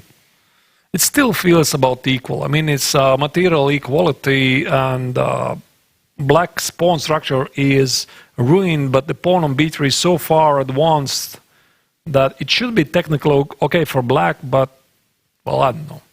Yeah, so 10 moves left till the time control. On rook h7 was on the board. Rook h7 was played? Yes, it was played relatively quickly. Rook takes h7 was played, yes. So it feels like king c6 should be the move to do. Pretty much automatic. You want to activate the king, or perhaps it does matter where the king will stand in the upcoming positions. Perhaps king d6 is more accurate, but to be honest, I don't think so. So king... But perhaps king d6 comes with the idea that after bishop takes on c3, rook a6, At some moment you can activate your rook a6, c6, and Yeah, maybe you want to bring your rook to sacrifice it? c6 and threaten to sacrifice on c3. And honestly, I was as well looking at this moment. Maybe black wants to use time to say play bishop g5 for whatever reason. I mean, to try to get it somewhere, because a6 pawn is not yet possible to protect. And king d6 is on the board. Yeah, King so d6. Alexander wants to keep the option available for him, perhaps. Or, by the way, he just doesn't stand in front of the c pawn, right? It's also logical. I mean, he just wants to advance the c pawn at some time. So rook takes a6, right? Now, white actually has to care to be able to stop the b pawn, because rook c6 is sort of not really a threat, but rook c6 will come with the threat of taking on c3, let's say. I think Let's put this it threat this way. might be even more dangerous if black targets it from something like rook a1, rook c1. Yeah, that's how you do it, exactly. Yeah, let's say white, absolutely careless, gets rook g7, then check, rook c1, so that bishop b4 check is met with c5, and it's a question. It looks like this bishop doesn't have enough squares on the diagonal, especially since I've played rook g7. Yeah, in case of bishop d4, it's c5. And now only black can be playing for the win, because c5, c4, c3, so quickly the pawns are marching forward. And perhaps the whole setup for Maxime playing the c takes c takes on b3, a takes on b3, and a4. It looked very ambitious, but now I'm not sure if he's happy with it. Because he also needs to be careful. And I felt that going to that rook endgame was the safe choice, but... Yeah, it was absolutely safe. He could, once again, let's remind our viewers, it doesn't matter which pawn you start taking there, right? Oh, no, it does. No, it does. Because I think now you you're need to not in time. Yeah.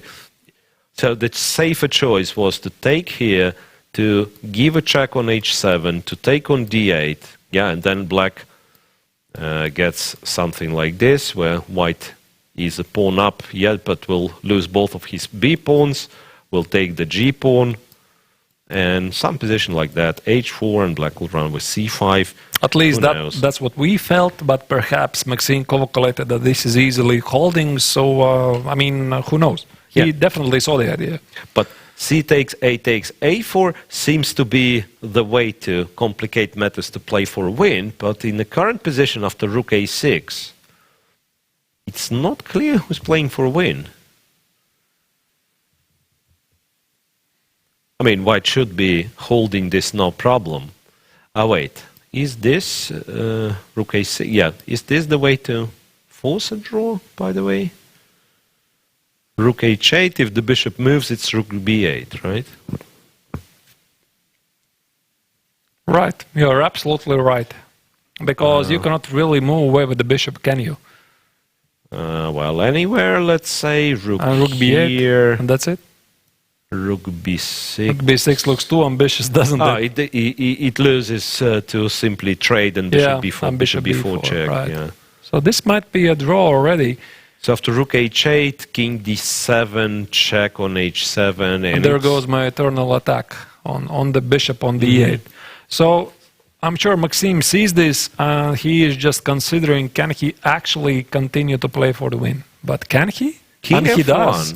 He does. King f1. So that makes perfect sense. And after a check, he wants to bring the king closer and then closer again all the way to c4 and try to take the pawn. Right. So the game continues. King f1 moved 33. It's draw. No, the game doesn't continue. Well, he King falters f1 definitely. came along with the draw offer. So, well, this is the Berlin I like to see. It was a very, very instructive, very entertaining endgame. And the position after Grischuk's bishop d8 is the subject to additional study, because so many motives here. Right. And this bishop f6 and then b3 trick was very impressive. But you cannot really blame Maxime, because bishop on f6 and rook h8, it is so tempting, and especially what he did in the game after c takes, a takes, a4, it's also so tempting. It just doesn't work. I mean, in terms of it doesn't bring the victory. he was playing very, very logical moves. It's just that it turns out that what Grischuk was doing, there was nothing wrong with it either. And yeah, here we have the draw as the outcome. Well, the draw was offered and was accepted perhaps. Perhaps white is no longer better. Maybe that's the reason, right? It's like check, rook c1, I can imagine threatening once again to take. In case of king d3, some rook c2. Right. I mean, white is not even threatening anything on the king side at the time. The pawn on g6 is not even targeted, and white will have to spend time to take the pawn on b3, which probably should liquidate to some kind of drawn endgame. So, yeah, draw makes sense. Yeah, absolutely. And we have finished both of the semi-final games today. Let us remind you, the first game had a shocking twist when suddenly Wesley So made a very strange blunder right after the opening, right after Shakhriyar Mamedyarov had employed a very interesting novelty, a2, a3, which he described a nice idea for one game, and suddenly Wesley blundered. Shah really impressed with his explanations. So a3 was a novelty, and rook fb8. As he said, it's a good move. Yeah, the move that Wesley after the game was not happy about happens to be the first move of an engine. After e4, strangely enough, the engine according to Shah, we were not consulting any engine, but we were looking at such moves as queen d8, queen c8, and so on. Yeah, and Wesley has played c3, which was at first was unpleasant for Mamedyarov because he didn't check it at home. Right. That's what he says, but it turns out that there was nothing to check because e5 happens to be just winning. Takes on f6. And the line he mentioned here in the studio was that after e4, instead of the terrible c3, black could have actually made a draw with not obvious knight takes on e4. Yeah, knight e4 is a nice move. And what was the line again? Bishop takes, bishop e4, queen takes queen here, d4. attacking both rook and the bishop. You go there, black goes there. Bishop b6. Takes, rook fe1. And the only move, queen g6. For some reason, it is very important to go queen g6, which of course is not easy to comprehend without detailed computer analysis. Right, so, after e5, it turns out that white simply won material, and rook a2 is the key move, which possibly was missed by Wesley So as well, after which white has no problem converting. So Shah wins his game 1 and only needs a draw tomorrow with the black pieces, and this is the final position from Maxime Vachier-Lagrave's game against Grischuk. Well, not exactly this position. I think the game ended up at king f1. King f1. That's our analysis right there. Yeah. And the game was offered a draw, and I believe in this game Grischuk missed this move, rook d3, rook f3. At least he did not look happy over the board, but he managed to find the defense. Right. So I believe we are almost ready for an interview with both Vachier-Lagrave and Grischuk, and we will be back after that to close the show.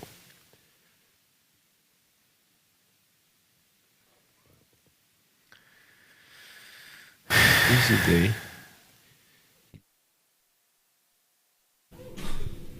Thanks a lot, Maxime Vachier-Lagrave and Alexander Grischuk, to join us after your exciting draw in this Berlin. It's always interesting, these end games, people get bored, but they have a lot of content inside. Alexander, how difficult was it to hold a draw? No, of course it has a lot of content if you blunder like this. I completely missed rook d3. I just thought, okay, it's a draw because instead of bishop g5, I can play bishop f5 if I'm ambitious, or there are many sensible moves, and I just thought, okay, bishop g5, okay, just force a draw, and because I thought instead of rook d3, just, I don't know, rook e1, rook d1, and okay, just a draw. And then I even offered a draw, and then Maxime started to think, I was like, what is he thinking about? And then rook d3 came, and after this, black is almost lost. I think I think this b5 before a4 I found the only chance, because for half an hour I actually thought maybe since my draw offer was not taken, I will just resign, because it looked completely hopeless.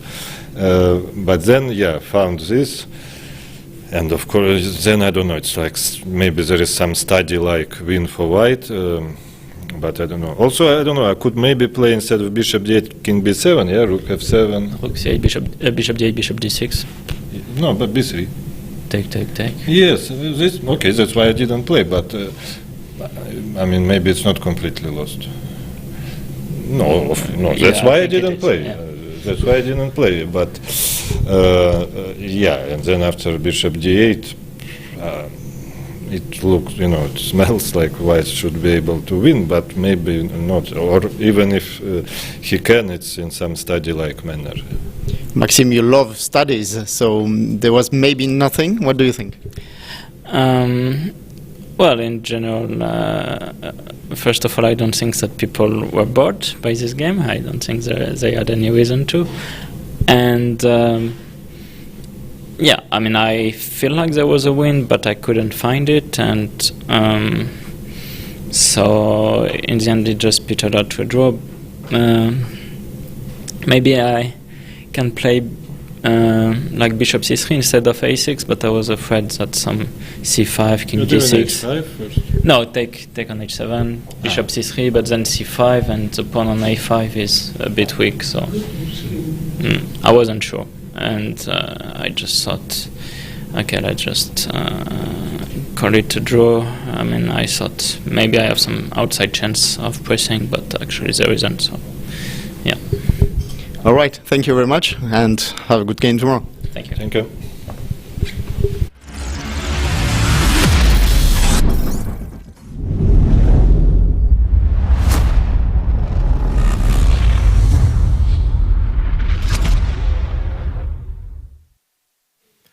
So the first day of the semi-finals comes to an end. Honestly, somewhat unexpected, because I had, suspected it might be not the longest day in the studio, but who would expect that everything will be finished in 3 hours and one of the games will be decided? Yes, that's definitely a big surprise. I mean, when you are looking at the games of 2,750 and plus, you definitely do not expect somebody to blunder, but it did happen, and today was the day. So Mamedyarov is leading one more time. Wesley has to win tomorrow with the white pieces. The other semi-final first draw tomorrow, it's white for Grischuk. So we can expect either neither from Grunfeld. Most likely we are going to see a real battle, and Wesley is not going to give up because he has no choice. Otherwise he finishes his tournament with a stop in the semi-final. And either way he chooses, it's going to be a great fight tomorrow. And I think that this will be it for today. So thanks for tuning in. Make sure to do the same tomorrow, 3 p.m. local time here in Riga. We will start the second day, the second classical game of the semi-finals. Thank you for watching us. We'll be seeing you tomorrow.